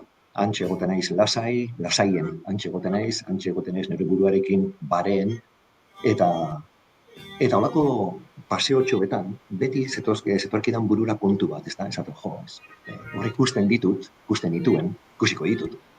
Baselan Saturraranen momentu enten badauden familiak, ez dakit, lagun arteak, haien autokarabanaekin, haien furgonetekin, haien kotxeekin, eguraldiaz disfrutatzen, ondartza edarraz disfrutatzen, eta bizitzen, ezta? Eta beti pentsatu izan dut bertan nagoen bakoitzean, nahi gabe etortzen zait burura, esaten zelan momentu honetan, hori aizirako edo divertimenturako edo ondo pasatzeko edo gustora goteko toki hortan zelan garai batean, ez hainbeste urte, zelan errepresiorako toki bilakatu zen. Eta horrek nire buruan kristolako txokea egiten zuen. Txokea edo, ez iran kuadratzen zeo zerk. Eta eta kuadratu aldu, baina hausnarketara eramaten induen etengabean, paseo bakoitzen da, han nengoen bakoitzean. Are gehiago, nik oroitzen dut, nik ondarreko herri ikastolan ikasi nuen, Zubizar ikastolan, eta gogoratzen dut hango irakasleek eta maisuek eta eramaten gintuztela urtean behin Saturraraneko edifizio batera, gaba pasatzera, eramaten gintuzten. Eta, klaro, esaten ziguten begira, hau lehen balneario bat izan zen, aspaldi, eta gero kartzela izan zen, emakumeen kartzela izan zen. Karo, gu oso gazti ginen, eta ez genuen oso ulertzen kartzela bat zer izan ziteken ere, guretzako gehiago zen beste parametro batzutatik ulertzen genuen abentura bat. Gaba, han pasatzea, guztiz tetrikoa eta guztiz gainbehera zegoen edifizio batean, gure sakuekin, lurrean, argirik gabe. Beste era batera kokatzen duen, ez da? Baina jakin batenekin hor zeo zer pasatu zela. Gero noski, adinarekin joaten gara konturatzen, informatzen eta jakiten eta entzuten zer izan zen Saturrarango kartzela eta Saturrarango larrosak zer izan ziren, ez da? Beraz, Mantalingo alabaren sakonean, fondo-fondoan dagoen elementu importantetako bat bada 1998 urtean, lehen balneario zen hori, zelan gerra zibilaren kontestuan, emakume kartzela bihurtu zuten. Eta nire eguneroko tokia denez, nire asteburuko tokia denez, mintzat, nahi nuen hori gogora ekarri eta oie berriro bez, ez naiz bakarra noski, zorionez. Ez, baina oie berriro be, lehenengo planora ekarri eta oroitu eta hien azalean bizkate jarri. Hori izan zen, bizkate, motiboa eta logika. Eta, liburua pixkanaka idazten joan zinen, argitaratu zen, eta esan beharra dago saritua ere izan zela, ez da? Bai, egia esan sariena mundua da. Eta sariena da mundu on eta ez on, danetarik, bizitza moduan da, ez da. Baina egia aitortuko dut, pertsona norbaitek sari bat jasotzen duenean, sari hori normalean mentzat atsegina da. Eta nik hortik gainera hartzen dut. Sari bat ematen dizun aukera da, lehen batean publikatzeko. Baita be, badago atzen rekonozimentutxo bat, badago. Eta gainera bide bat eskaintzen dizu. Ez da gutxi. Ez da gutxi, ez da? Alan dabe, sariaren begiradatik ulertzea Mantalingo alaba usten dut, kimatzea dela eta mostea dela Mantalingo alabaren poemek, hango poemek eukirezaketen, ez dakit, potentziala edo, ez? Eta beste, nik ez dut bilatzen, ez dut saritu izatea bilatzen. Hombre, saritzen balin maneute, bikain eta txalo joko dut eta ospatuko dut eta listo, ez da? Baina ibilbidea beste logika batetik planteatzen dut, ibilbide poetiko bentza beste logiko eta beste marabida batetik, beste begirada batetik ulertzen dut, guztiz. Eta, aipatu dut, Mikel geldi egoteko pertsona horietako bat ez dela. Eta horrek, suposatzen dut eraman zintuela ere ikuskizuna sortzeko gogoa izatera, ez da? Bai, bizkat ezagutzen hauzu, ez da? Iraganetik ezagutzen hauzu, ez dakit ondo dagoen esatea, baina nik uzut irakasle izan ginela garai batean, ez da? Hala izan. Hala izan zen, bai. Eta badakizu nire ezaugarrietako batzuk zein diren. Eta horietako bat bada, ondo esan duzun moduan, geldik ezin egona. Beti bilatzen ditut estimuloak, eta batzutan biletu gabe etorri egiten zaizkit, etengaben etortzen zaizkit. Eta gero nik badaukat, uste konsideratzen du peligro potentzial handia daukadan pertsona bat nahizela. Ze zentzutan dio peligro potentzial handia daukadala. Ni ameslaria naiz, baina ez naiz ensoñazioetan galtzen den horietakoa. Saiatzen naiz, buru belarri, kosta ala kosta, nik maite ditudan ametsoiek egikaritzen. Eta hortik ikusten dut, arriskutsu izan naitekela, segun norentza, segun zerentza, segun zer begiradarentzat. Ez naiz gelditzen begira geratzen den horietakoa. Ez naiz besteen korronteetara mugitzen den horietakoa. Nik nire korronteak sortzea atsegin dut, eta gero norbait gehitzen baldin bada ondo, eta ez baldin bada gehitzen, zer egingo diogu baina ipurtarina banaiz, badakizu, eta hortik ere ulertzen du nire proiektu literarioak edo, baizik da nire bizitza. Da horrela ulertzen du bada. Egiteko modu bada, bizitzeko era bada, toki bada, txoko bada. Eta beraz, ikuskizuna sortzeko pausoak ematen hasi zinen, aipatu dut bertan musika dagoela, kantua dagoela, nola joan zinen, nolakoa izan zen prozesu hori pixkanaka burutzea eta jendea kontaktatzea? Super erreza. Eta, harrituta, hasierako pausua bentsat, ze zentzutan nion, lehenengo mesua bidali nion, bibolina jotzen duen irinari, uste gainera ezagutzen duzula, ez da? Bai, klasekidea izan nuen, bai. Hori da. Berabe, zu bezala nire ikasle izan zinetelako edo nizuen dana da, bai? Horre hori ginelako toki berean, eta une berean. Eta esan nuen, nire ustez, Mantalingo alabak, poema liburu bat horko poemek, behar dute kontestu bat irudikatzea. Garaia, unea bera irudikatzea, gutxi gora bera. Eta horretarako buruan baneukan nolako eskema txikitsu bat. Zaten egon behar da musika, egon behar da kantua, eta egon behar da errezitala. Egon behar da, bien, bale, ederto Mikel. Musika, ze musika mota, eta ondorio ze instrumento mota. Uste duzu, ondo kodratu balko lukela, emanaldi edo ikuskizun hontan. Eta baneukan gauza bat argita, sakonean egon behar da akordeoi bat. Akordeoia daukan profundidadeagatik, akordeoia daukan nostalgia puntuagatik, akordeoia daukan kontestu bat irudikatzen, neure ustez, dana da nire iritsia da, nire ustea da. Gero ikusiko dugu, martxan hasten garenean, egokia edo desegokia izan den egindako apostua. Nik uste dut egokia, baina, tanako, gero ikusiko da. Lego eta akordeoia unea, kontestua, tokia, hori bere irudikatuko zuena profundidadea, base bat emango zion, ez? Batzutan itxasoa moduen, ez? Batzutan olatu izango zena eta bestetan ekaitza bihurtuko zena. Eta gero, akordeoiak behar du, neure ustez, behar zuen, momentu ontarako bentza olako, ez? Brillo berezi bat. Behar zuen, despuntatuko zuen beste instrumentua, behar zuen, agudo goietan, ez? Arituko zena, behar zuen intziri hori behar zuen, ez? Eta nik uste dut, intziri hori ematen dio bibolinak eta zelanez Irinak ematen dio. Orduan, lehenengo mesua Irinari izan zen. Zanio, Irina, Mikel naiz, ez dakik gogoratuko zaren nirekin, baina, bueno, proiektutxua dukat, animatuko zinateke, bueno, Irinak ez zuen, Irinak ez da izan guzua. Minutu bat eskaz, taratuko zuen, baiezkoa esaten. Nik uste dut ere zeukala, idearik ere zertan sartzen ari zen. Baina, bueno, batzutan gozeri politenak horrela pasatzen dira. Orduan, berak bait izan zuen, automatikoki gero nik Nerea Zulogarekin gero hitz egin nuen ondoren, kantua, ez, ahotsean pentsatzen.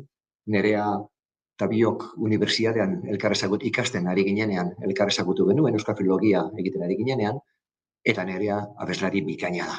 Bikaina da, espetakulo bada, nire guztez, ezta? Ze ahots registro daukan, zelan transmititzen duen, zelan abesten duen, eta zema maite dudan, bebai. Faktore, elementu batan guztietan maitasunak zentralide bat hartzen du, nik nirekin lan egiteko edo alkarrekin lan egiteko alkar maitatzeko kondizioa balintzak egon behar dira. Gu ez gara profesionalak kontara, ez gara ontara dedikatzen, ez dugu hemendik dirurik irabazten, eta ondorioz gure arteko elkarrekintza sanoa, polita eta ona ezinbesteko elementua dira. Beraz, Nerearekin hitz egin nuen, Nerea be animatu zen horrengo segundoa, ze berarekin jaurretik eginda nituelako beste proiektu batzuk, eta Irinari galetu nio, Irina eta akordioi jole bat, eta momentu esan zia, badakinik bat, Arrasateko lagun bat, Jon Gardoki, artista bada, eta seguru animatuko dela, hala izan da. Eta hor laukote bat batu gara. Laukote bat, eta karo, hasierako urratxan beti da, alkar ezagutu, alkarren konfiantzak josi. Alkar izan behar diogu zer gustatzen zaigun, eta zer ez? Zer hobetu beharko genuken, eta zer ukitu gehiago edo gutxiago beharko nuken norbere ekinak. Eta horraz ginen bide bat egiten orain dela hilabete batzuk, hasi ginen. Eta hortik gero ensaio asko etorri dira, ari gara, atzo egun guztia, egon ginen sartuta, eta ari gara pasatzen izugarri ondo. Ederra izaten ari da, bidea bera, ja. Josu, beraz, 4 artista ikusiko zaituztegu oholtzan, esan duzu, entxegu tartean zabiltzatela, orain hasiko du bidea proiektu honek, ez da? Zein da, zuek ze taula duzue buruan, zeinetara igo nahi duzue? Begira, argi esango dut. Gaude bildurtuta moduan. Zergaitik, lehenengo estreinaldia daukagu Gernikan, Astran, hil honen 28an, arratzaleko 6etan. Eta estreinaldiak beti dira ederrak. Eta urduritsuak, eta inseguruak. Eta orain ari gara seguriade hori bilatu nahian, ez? Ja dana dugu montatuta, eta orain ari gara errepikatu, segurtasun hori, ez ba, geuk euki dezagun. Beraz, lehenengo saioa izango da, lehenengo menaldia eta estreinaldia izango da Gernikan, Astran, bombardaketaren urte horrenaren harira, eta hurrengo izango da niretzako oso berezia izango den beste toki bat. Eta da, ekainaren 7an Satoraranen bertan egingo dugu. Zeona. Nik kapritxo ez, nik uste kapritxotia necesidadera pasatu zela, esaten, honek ezinbestean eskatzen du bai ala bai, berdin dize barne egiturarekin, berdin joaten balin bagara arratzalde batan eta hasten gara kantatzen, berdin dit, baina antxe bertan egin behar da emanaldi hau. Eta hori ekainaren 7an izango da, eta bueno, horrekin ere oso ilusionatuta gaude. Eta gero, ondoren ja behituko lotuta, beste momentuz bentzat, beste 6-7 toki desberdinetan emanaldiak, gehienak datorren kursoan zehar egingo ditugu, oda irailetik aurrera egingo ditugu, baina orain udako porrak baino lehen, eta ze ona ez, ja udako porrak elpetzen ari garela, gero parentesis. Udako porrak baino lehen, bentsat 2-3 nahi dugu egin, gu ere trebatzen joateko, gu ere ez publikoaren aurrean alkar ezagutzen gara, geure baitan, baina ez inoren begietara, inork ez baitu entzun egiten ari garena. Eta bueno, hori da, apasionantea da, espektakularra da, brutala da, bidea, polita, erra. Pozik nago, nabaritzen zait. Nabaritzen zaizu pozik zaudela, eta batez ere Saturraranekoa kontatzen, bai, oso pozik ikusten zintzaizun. June, ezin da, horrako proiektu bat ezin da pozik egon gabe egin. Ezin da ilusiorik gabe egin, ezin da energiarik positiborik gabe egin, ezin da iaia dana eman gabe egin. Prest ez dagoena parametro hauetan mugitzeko, ederto, baina berarentzat, ez niretzat. Mikel, mila eskara guztia ona ekartzeagatik hartuko dugu bigarren kafetxo bat agian Saturraranekoa pasata eta estreinaldia eta ea nola joan den jakiteko, eta berriro ere mila esker ona etortzeagatik. Zuei eskerrak akorduagatik eta bai nire testuengatik eta baina batez ere testu horien barnean dagoen poemen mezuengatik. Hor dagoelako aitortza, hor dagoelako maitasuna, hor dagoelako oroimena, eta batez be horregatik. Hortik egin dut, hortarako egin dut, eta bide hori nahi nuke jorratu. Beraz, eskerrik asko zuei. Eskerrik asko berriz ere, Mikel Etxaburu, bagoaz aurrera, eta esan da bezala izango dugu aukera berarekin aurrerago ere aritzeko. 11:20 minutu ditugu, eta hementxe bigarren kafean, esan dago, aurrera, eta gai gehiagori erreparatzeko presto.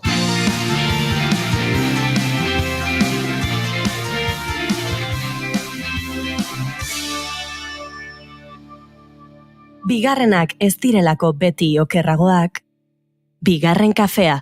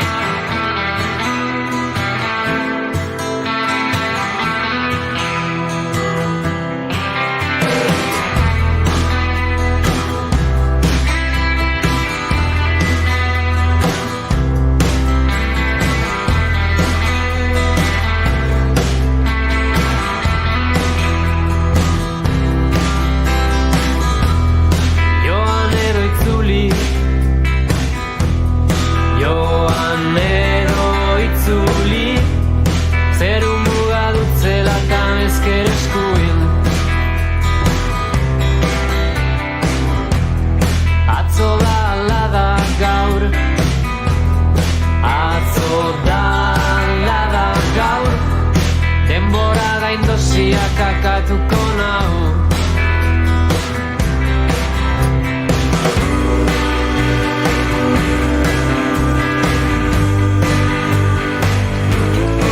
Erraietatik erran Joseba Belenuarren kantu honekin ari gara, eta tira, zuekin elkarbanatu nahi genituen kontutxo batzuk, baina Goiurik esan digu berak denbora asko behar duela gaur gure puripurian tartean, telesail eta proposamenen tarte honetan, eta beraz, erabaki dugu ordena aldatzi, irrati haula bizidik eta momentuan erabakitzeko lekua da, eta alaxe egingo du. Hombre, eske kontatu behar dizuet, nola pertsona bakar batek 84ean eragin zuen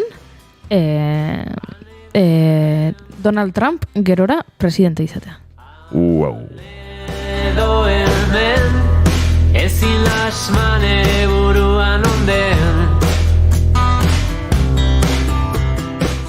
Goizeko 11:23 minutu izate ditugun honetan, 10 segundu barru izango dira eta, egingo dugu aurrera eta adi gauz asko dauzkagu eta kontatzeko eta proposamen oso ezberdinak eta zinez interesgarriak zuen bizitza, ikusentzunezko bizitza elikatzen saiatzeko, edo behintzat proposamen faltan bazabiltzate nondik heldu izan dezazuen.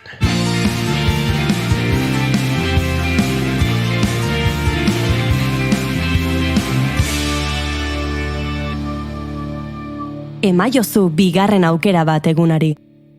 Naiz irratian, bigarren kafea.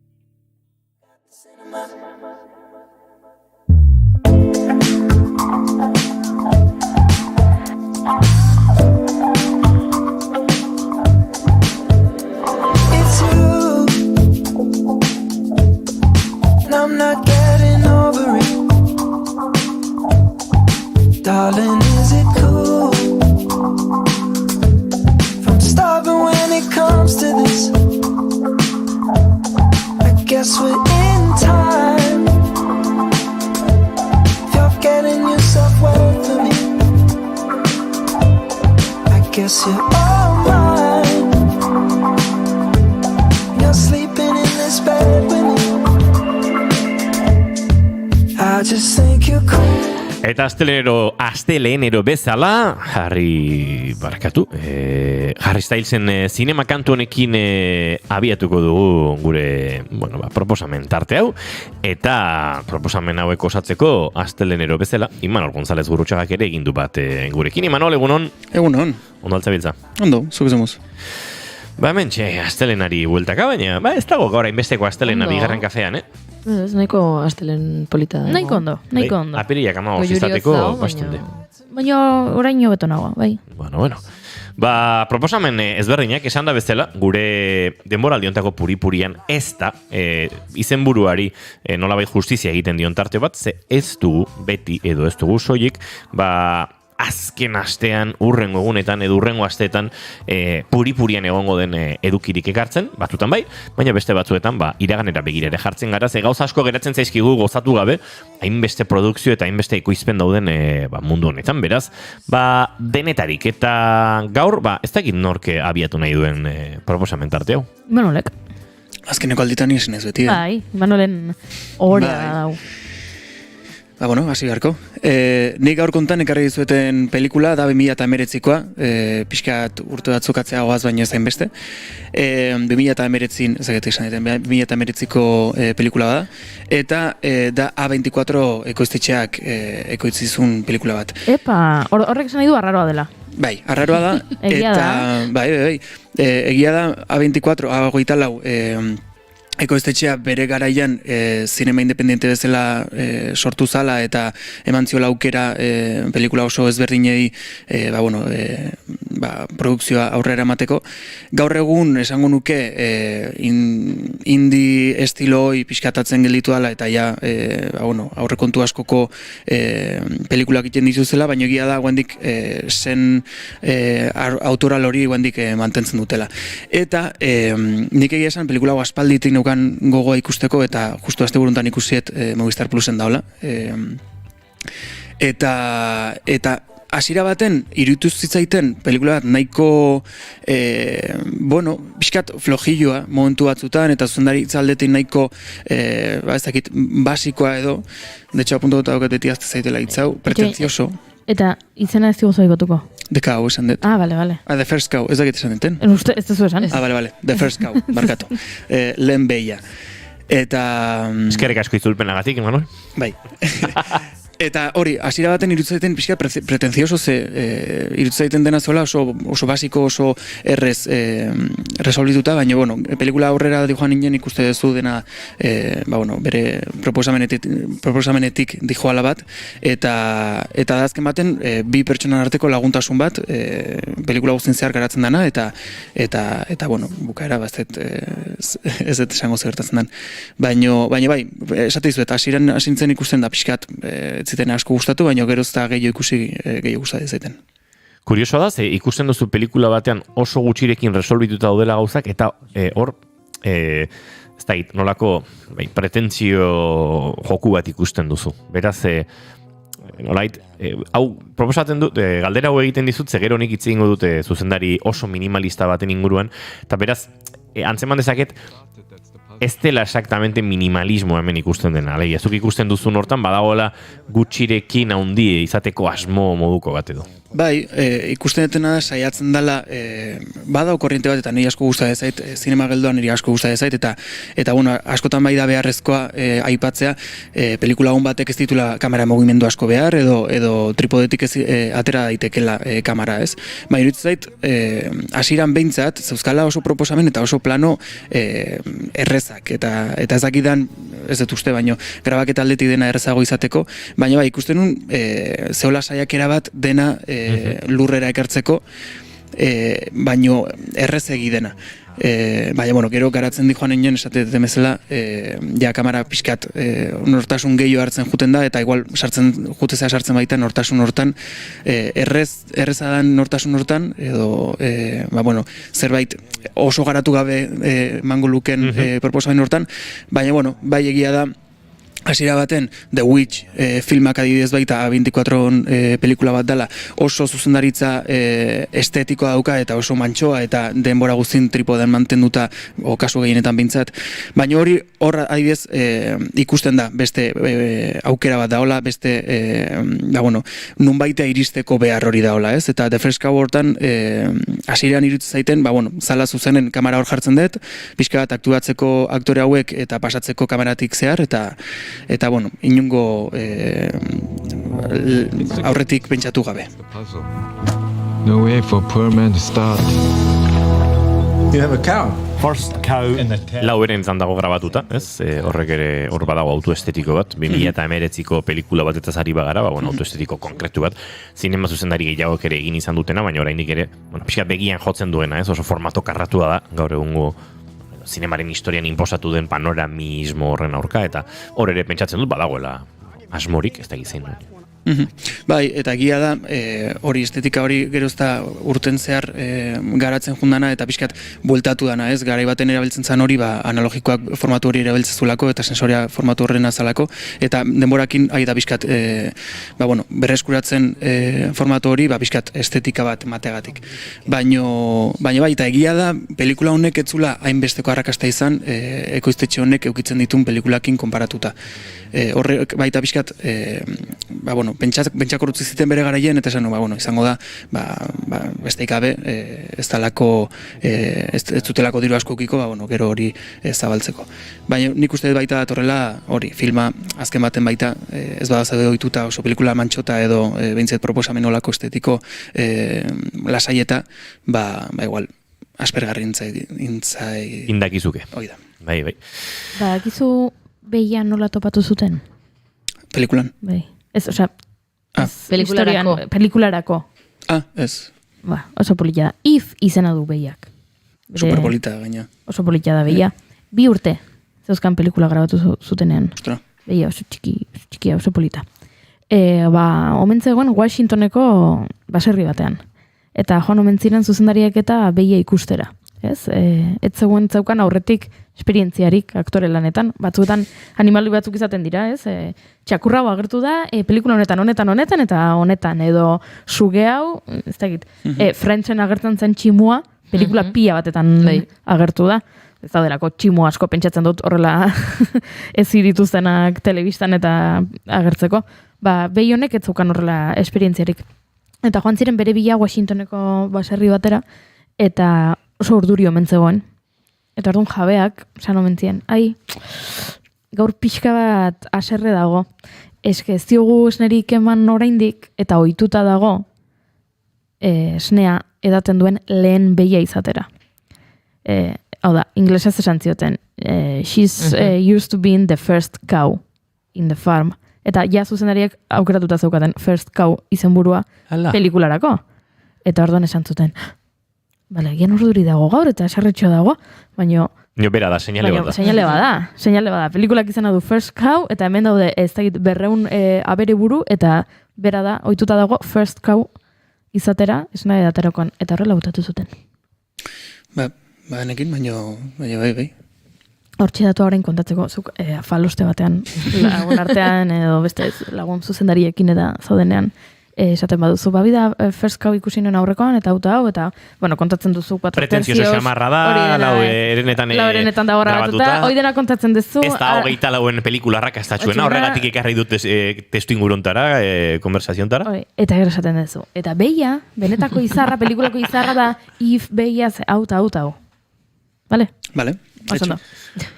Nik jarraituko dut proposamenekin, nolabait, lotuta dagoelako Imanolek aipatu duen pelikulen mantxotasun eta geldotasun horrekin, oso pelikula soia da, baina nik pelikula proposatzerakoan bere zuzendariaren aldarrikapen bat ere egin nahi duten, niretzako ezinbesteko zuzendari bada, igual Aristarainekin batera zinema latinoamerikarretik edo gehien gustatzen zaian zuzendaria, eta pelikula Días de Pesca en Patagonia da, Carlos Sorinen lan haundi horietako bat. Nik 2012an ikusi nuen Donostiako zinemaldian, gerora badakit sarien bat jaso zuela Labanako zinema jaialdian, baina pelikularen txikitasun horretan, pelikularen minimalismo mugako horretan, ez da pelikula bat ikaragarrizko arrakasta edo ikaragarrizko espazioa edo hartu duena jaialdietan, baina oso pelikula festivaleroa da, era berean. Beraz, espazioa baino igual sariak ez ditu asko lortu, baina niretzat Sorinen zinema gintzako zinta beharrezko horietakoa da. Historia oso simplea da, tipo batek, Marko izena duen gizon batek, 70 urte, alkoholismoa nolabait gainditu eta desintoxikazioa aurrera eraman da, esan diote, behar duzu bizitzan alako hobi bat edo pixkate denbora betearaziko dizun zerbait, eta batean arrantza aukeratzen du. Eta arrantza aukeratzen du, eta joten da Patagoniako txoko batera, arrantzara, Puerto Deseadora, baina ez da kasualitatez aukeratzen duen leku bat, bertan bere alaba bizi da, alabarekin urtetan harremanik ez du izan, eta horazten da pixkanaka alabarekin harreman hori nolabait berreskuratu nahiean. Nahiko pelikula tragikoa da, nahiko dramatikoa, baina era berean nolabait pakez bete zaitzakeena. Eta orain ikusten ari niz hemen trailerren nola esaten duen zinetan, martxoaren 15ean, 2013ko martxoaren 15 zari zen, baina gaur egun filminen ikus daiteke.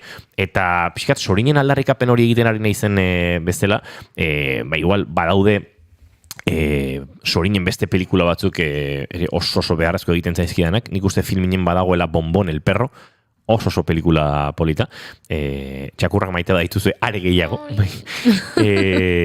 Beste bere lanen artean badago el Camino a San Diego, el Camino de San Diego, Maradona hor erdian gurutzatzen duen zera pelikula bada, baina, olako, ez dakit, walk trip dakioken, road trip modura, baina ibilgailurik gabe egiten den pelikula, protagonistak egiten duen bideo horretan. Eta nola da Sorinen beste pelikula, Historias Minimas izena du? Orentxe, dantzan daukat izenburu hori bai da pelikula bat ere ikusi beharrekoa, uste dut olaxe izena duela, Historias Minimas. Historias Minimas, eta izenburuak ere dion bezala, pixkat Sorinen estetika minimalista horren, adibidez. Eta benetan, uste dut, azken urteetan, el diario de Tommy, edo el cuaderno de Tommy kaleratu zuen, 2008an. El cuaderno de Tommy, pandemiako urte hartan, eta uste dut bere azken pelikula ezpada izango dela, ze Sorinek urtetxo batzuk ditu dagoeneko, nik uste 80ak pasata da biel, 81 2 urte izango ditu, baina pixkate, hola, bere ibilbidearen bukaran dagoenean zinemagile bat ere, badago, ez, olako retrospektibak egiteko joera, eta gaur egun, segun ze plataformetan retrospektiba hori, edo atzera begirak hori zuk zure etxan egin dezakezu, eta Sorinen kasuan, filmin plataformarekin iaia ipatu ditudan izenburuie guztiak, niretzat, las historias mínimas, Días de Pesca en Patagonia, Bonbon el perro, hiru horiek badirola oso bere ibilbidearen mugarri, eta benetan gomendagarriak, baldin eta zine motori gustatzen bazaizue. Zine motela, zine lasaia, baina egia da, Días de Pesca en Patagoniaren kasuan 80 minutuko pelikula batetaz ari garela, beraz minimalista da, baina oso ondo aukeratuta dago, eta montajea iaia ez da motel egiten, ez da 2 ordu terdiko pelikula minimalista bat, gutxirekin egin du zinta labur bat, baina pelikula osoa, eta edo zein ordenetan ikus daiteke nire ustez Sorin, baina abia puntuan niretzat, Días de Pesca en Patagonia hau, paisajistika ikaragarria, eta alde hortatik ere pakea handia transmititzen duena, arrantza giro horretan, nahiz eta pelikula dramatiko eta gogor xamarra, baden momentu batutan, ez gehiegi, ez da gorputxarrarekin utziko zaituzten pelikula bat. Eta 80 minutu, hoi gaur egun ez ikusten, eta jendeak eskertzen du. Bai, eskertzen da, eta aipatu bezala, 80 minutu horietan ondo aukeratzen du berak guztia. Eskora itxaipatu dela 20 minutu joten dituela. Baina igual, oren dela 30 segundu, Ala, irakurtzen zibilen ordenagailuan eta... Ez dut jakin nola disimulatu beto Goiuri. Zan, asko zobeto da esatea. Hainitzen bonbon el perroren argazkiak ikusten. Zer polilla. Bai, eta Zerrazako txakurra da? Pitbull bat. Pitbulla da. Bai. Eta orduan, karo, eta esan zu. Horentxe esan dut, oso minimalista dela, baina Diaz de Pescaren kasuan, 80 minututan egiten duela minimalismo hori, eta hori eskertzen dela ere ez. Baretasun hortan, gero, 2 ordu terdiko pelikula ez egitea, bai igual, jasan gaitz xamar egin daitekena. Beraz, hau erretxe ikusten da bai. Esan deuna desberdina zen. Bai, erabat. Eskerrak Goiuri etorri den esan duena esatera, ze bestela komeriak. Tira, gaur luzatuko zena Goiuri da, beraz, zenbat minutu esan dezute galetzen du Indio Gerrak Laro 20 minutu Indio Gerrak, bai, barkatu, aztu zaigula aipatzea pelikula minimalista baino laburra dela. Eta gaur egun eskertzen dela, ez? Hori da. Zela 2 ordu terdiak pelikulak egiten dira, balaro 20 minutu. Tira, June, zain da zure proposamena, eta Goiuri utziko diogola denbora luzetxoago amaiera bitartean. Goiurik parra egitea ikusten badio. 80 minutu akaso behar ditu Goiurik bere proposamena garatzeko. Goiuri zigortuta. Bueno, nik ekarredan filma Knives Out edo, Puñales por la espalda pelikula da. 2019ko filma da, eta Ryan Johnson zuzendariarena da. Bertan ikusitzakegu Daniel Craig, Ana de Armas, Chris Evans, Jamie Lee Curtis, Toni Collette eta antzerako hainbat aktore. Eta, esan daiteke filma misteriotik doan filma dela, bai, batez ere misterioa edo hemendik diote komedia negra ere izan daitekeela. Filma hasten dugu, zuzendari famatu baten urtebetetze eguna ospatuz, haren familia osoarekin, baina jarraian oso azkar, haren eriotza ikusten dugu. Eta une horretan, agertzen da Daniel Craig, detektibe paperean, eriotza hori zeinen eskuetan gertatu den edo nork hilduen jakiteko asmoz. Eta ez dakit, filma benetan misteriotik badoa, eta nik behintzat engantzatuta eukin induen bukararaino jakiteko benetan nork hil zuen pertsonaia hori. Eta baditu, niri asko gustatu zaidana behintzat irudia da, oso etxe barruan oso kolore biziak daude, eta estetika oso zaindutako estetika da. Eta, jarraian beste film bat ere atera zuten, Knives Out, The Glass Onion, eta jakiteko 3. bat ere egiteko bidean dabiltzala, aurten edo urren urtean aterako dena. Zer gertatzen da Goiuri? Lehenengo pelikula dela, azken urteetako pelikula top horietako bat, eta bigarrena zeharo desastrea, eta ez dauka lehenengoak duen magiatik zituzte elementu horiek errepikatu, eta beste pelikula mota bada, beste estilo bada, eta niri pena ematen dit. Bietan errepikatzen den aktorea Daniel Craig da, baina egia da bi historia guztiz ezberdin direla, badago detektibe paperean, baina ez dute zer ikusirik bi historiek, beraz, banan dute ikusi daitezken pelikulak dira. Nik gomendioa daukat pelikula honekin. Ikusi pelikula, gero ikusi zuzendariaren azalpenak YouTubeen bideo badago, eta gero berriro ikusi pelikula. Ze detaile mordoa daude, zoragarriak direnak. Eta spoiler txo bat egiteagatik, zauztet noizbait komentatu dugula, niri asko gustatzen zait, protagonistetako bat da Ana de Armas. Eta bera dela jatorri kubatarreko erizaina. Eta pelikulan behin eta berriz, familia dirudonak, Anak zaintzen du, familia dirudon hartako aitona, familiak esaten du behin eta berriz, Ana familiko kide bat dela, ez? Ana erizaina, aitonaren erizaina, bera da etxekoa. Eta familikoa da, eta orduan saiatzen dira, hori esaten, ez, erakusteko ze familia ona eta ze pertsona onak diren, baino pertsonai bakoitzak Ana eta hitz egiten duenean, jatorri desberdina, esleitzen diote. Hau da, osabak esaten du.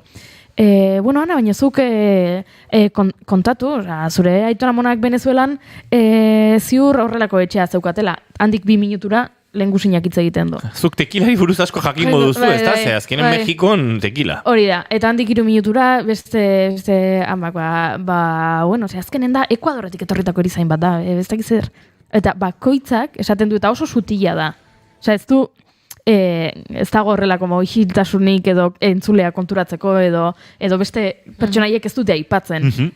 Sutila da, baina oso erakusgarria, bueno, oso ondo egina dago erakusteko nola gezurra den aitonaren erizaina etxeko familiako kide bat dela. Ikusten dute erizain bezala eta gainera erizain migarratzaile bezala.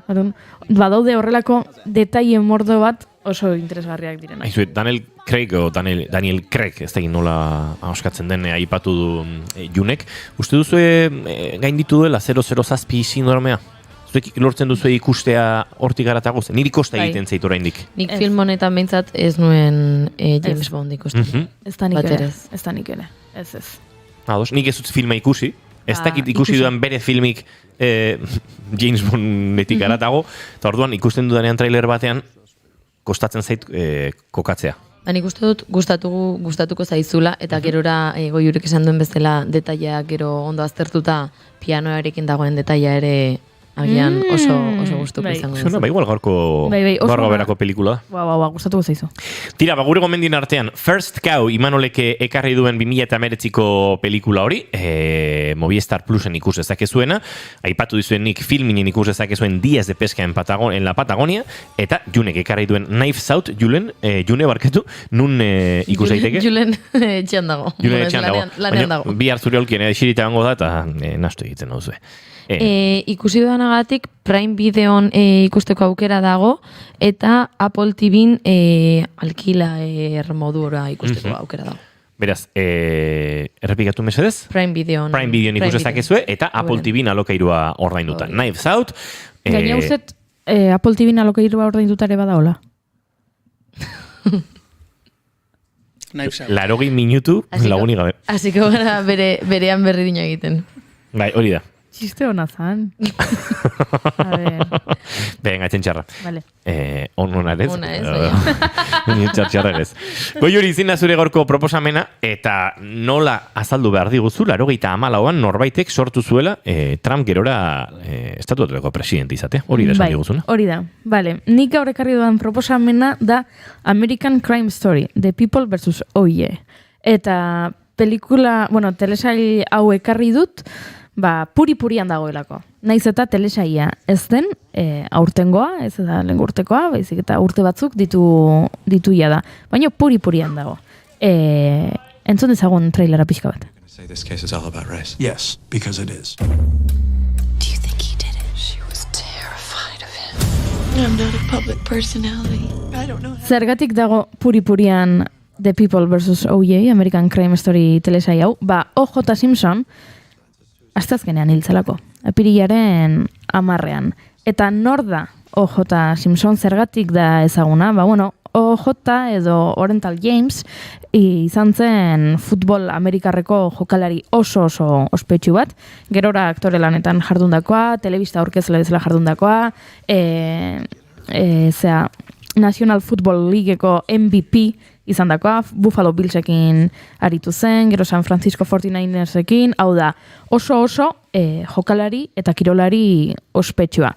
Ze gertatu zen O.J. Simpsonekin? 84ean agertu zirela hilda Nicole Brown Simpson, hau da, bere emaztea, eta Ronald Goldman, Nicole Brown Simpsonen lagun bat. Eta orduan, zer gertatu zen? Mundu guztiak pentsatu zuela O.J. Simpson izan zela hiltzailea. Eta orduan sortu zen hemen reality showen hasiera. Horrela sortu zen. Esaten da, kasu honek reality showen hasia ere intzuela. Ze hilketak eta epaiketak, esaten da, inoiz ikusitako historiarik epaiketa handiena izan dela, oi hartzun handia izan zuten edabidetan hasieratik.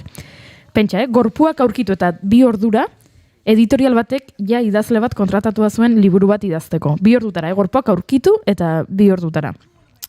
95 milioi Amerikarrek, 95 milioi izan bat pertsona den hori, 95 milioi Amerikarrek ikusi zuten nola O.J. Simpsonek ies egin zuen. Ze hemen zein izan zen kontua, gorpuak agertu zirela, segituan aipatu zela hiltzailea senarra zela, hau da, O.J. Simpson zela, eta O.J. Simpsonek zer egin zuen, bere Ford Bronco autoan sartu, eta ihesaldi bat, errepideetan, Kaliforniako errepideetan barrena, atzetik 10 polizia kotxe, helikopteroak, denak bere atzetik, eta hau, telebistan eman zen zuzenean.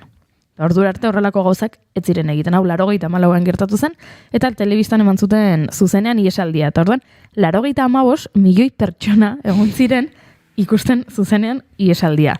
Ihesaldia gainera luzea izan zen, adibidez, Channel 5eko helikopteroak geratu egin berri izan zuen, gasolina gehiago hartu eta berriro ateratzeko, eta atzetik izan zen, eromena. Domino's Pizza jatetxe kateak dio beraien historiako salmenta egunik oparoena izan zela. Ze jendea zegoen telebistara pegatuta ihesaldia ikusten, ze inorketzen zertatuko zen, hau da ustezko hiltzaile bat, pertsona oso famatu bat, dagoena auto baten eta ihes egiten ari dela, eta ikusten ari gara ihes egiten ari dela. Jendea txoratuta horrekin. Los Angeles Timesek hilketen ondorengo 300 egun baino gehiago kubritu zituen. 3 telebista kate nagusietan gaueko albistegietan tarte gehiago eman zioten kasuari, Bosniako gerrari edo Oklahomako hiriko bombardaketei baino. Edabideek, txundituta zeukaten ikuslea. Aztertu zuten gero, ekonomia aztertzaileek eta aholkulariek, eta esan zuten, 40.000 milioi dolarretan kokatu zuten produktibitate nazionalaren galera, kasua jarraitzen zuten langileren artean. Esaten da, ur kontsumoa, ez da gizen bat milioitan murriztu zela, jendea etzalako komunera joaten, telebistan epaiketa ikusten ari zirelako, eta ez zutelako altxanai, ez da komunera joateko, ze ez zuten epaiketaren minutu bat bera ere galdu nahi. Izan zen, mediatikoki, ordura arte, ikusi gabekoa. Zergatik, Lantz Ito, epaiak erabakizuelako telebistak baimenduko zituela epaitegian. Eta orduan, 134 eguneko emanaldia egin zuten telebistan, epaiketaren egunero, epaiketa telebistan eskainiz. Honek zer eragin zuen? Honek eragin zuen Court TV izeneko katea, hau da epaiketak ematen dituen kate espezializatua, sekulako famatua egitea, sekulako audientzia datuak edukitzea. Honek eragin zuen CBS eta bezalako katek dirutza irabaztea audientzia horrekin.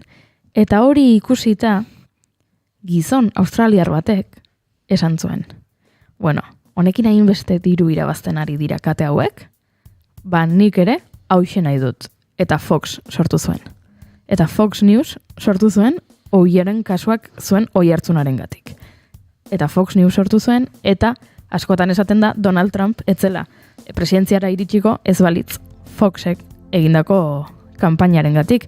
Beraz, horrela lotzen da O.J. Simpson Donald Trumpekin, baina hau benetan izugarria izan zen. Esaten dute, Boris Yeltsin, Errusiako presidenteak, Clintonekin eukizuen 85ean bilera bat. Bilera hortan egin zuen lehenengo galdera, izan zen. Uste duzu OJak egin zuela? Do you think OJ did it? Errusiako presidentearen lehenengo galdera, estatu batuetako presidenteari, bilera egindakoan, 85ean, izan zen, ea Clintonek uste zuen OJak egin zuen ala ez, ze hori zen galdera nagusia. Mundu guztiak, hori zen debatea. Urte hartan ez zegoen beste galderarik egon. Jendea batzuk uste zuten baietz, berazela hiltzaia, eta beste batzuk ezetz. Baina izen behin eta berriz egiten zen galdera. Eta hori izugarria iruditzen zait, esaten dute ordura arte telebista formatu ospetsuena telenovelak zirela, baina, klaro, horrelako epaiketaren irudiak emateko eta arratsaldean ematen zituzten, eta orduan telenovelak kendu egin zituzten. Ze gertatu zen, telenovelak ikusten zituen jendea lehenengo egunetan kexatu egiten zela, berriro ere eten didaten ere telenovela epaiketa hau ikusteko, baina 3. egunetik aurrera zeharo engantzatuta zauden epaiketa ikustera. Eta orduan, pertsona guzti horiek, telenovelaren zaleak ziren pertsona guzti horiek bilakatu ziren benetako gertakarien kontakizunaren zaleak. Eta orduan horrela sortu zen reality TV deritzona, ez? Ez dakit, Kardashianak, edo Jersey Shore, edo Real Housewives, edo horrelakoak, ez? Hau da, benetako telebista saioak, baina benetako gertakizunetan oinarritzen direnak. Eta hori kokatu nahi nuen, testuingurua guzti hau azaldu nahi nuen, iruditzen zaidalako, gertakari bat ulertzeko benetan gaur egungo telebistaren egoera zein den, edo azkeneko urteetan telebistaren historian mugarri izan den gertakari bat izan zelako, eta puri-purian, esan bezala, O.J. Simpson asteazkenean apirilaren 10ean hiltzelako. Hau guztia kontatuta, pentsatu nahi dut ikusmin puntu bat sortu zaizuela, eta horregatik telesaia proposatzera, American Crime Story, The People vs. O.J.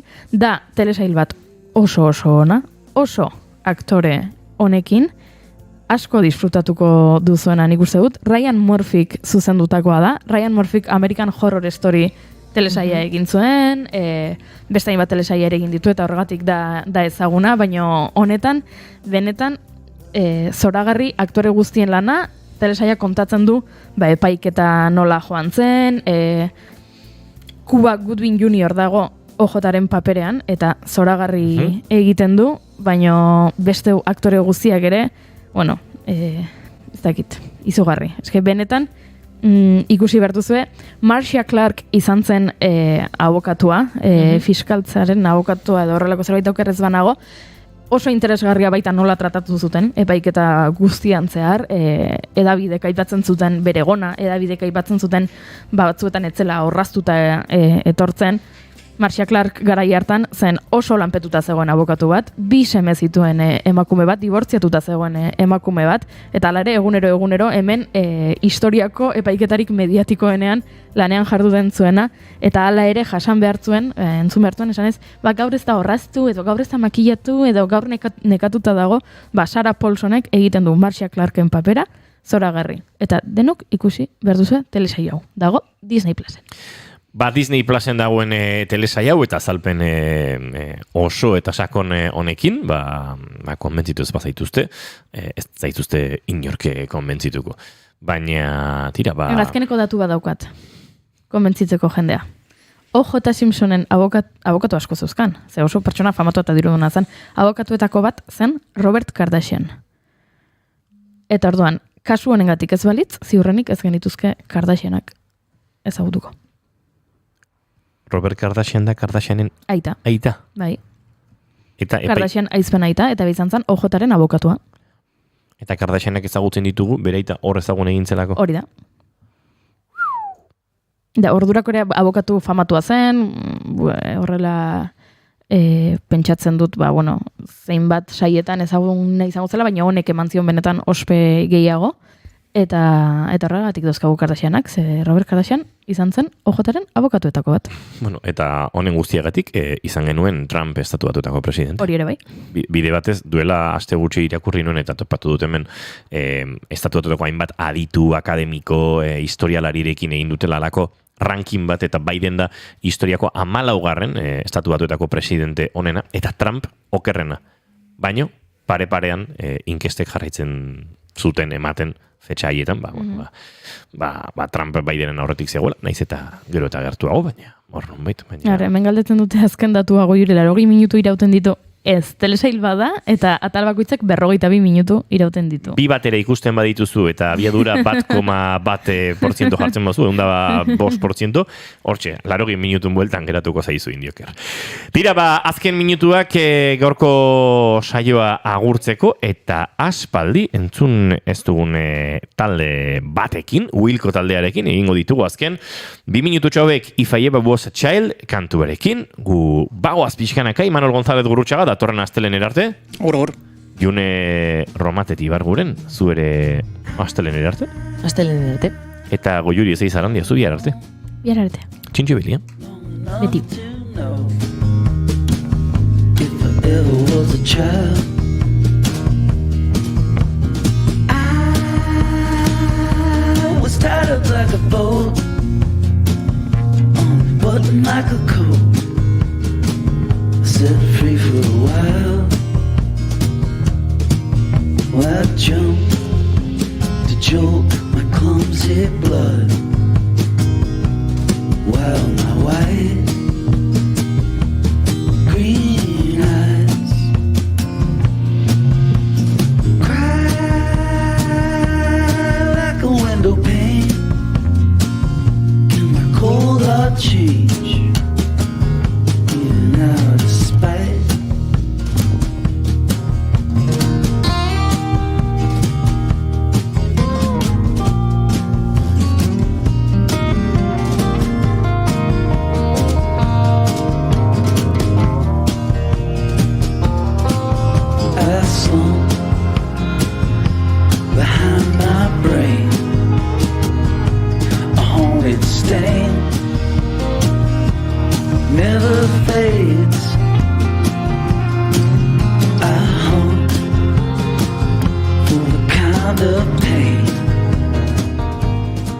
Basandakoa bagoa zentzule, bigarren kafea, bihar bueltan, goizeko 10:05 hemen Naiz Irratien plazar baduzue, hortxe dugu itzordua orain informazioaren txanda, hemen Naiz Irratien.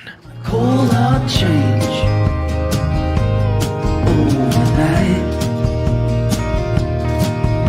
So I won't ever wanna touch your heart too much or hold you too tight. I slump behind my brain, a haunted stain. I'll never fade. I hunt for the kind of pain I can't take. I never was alone.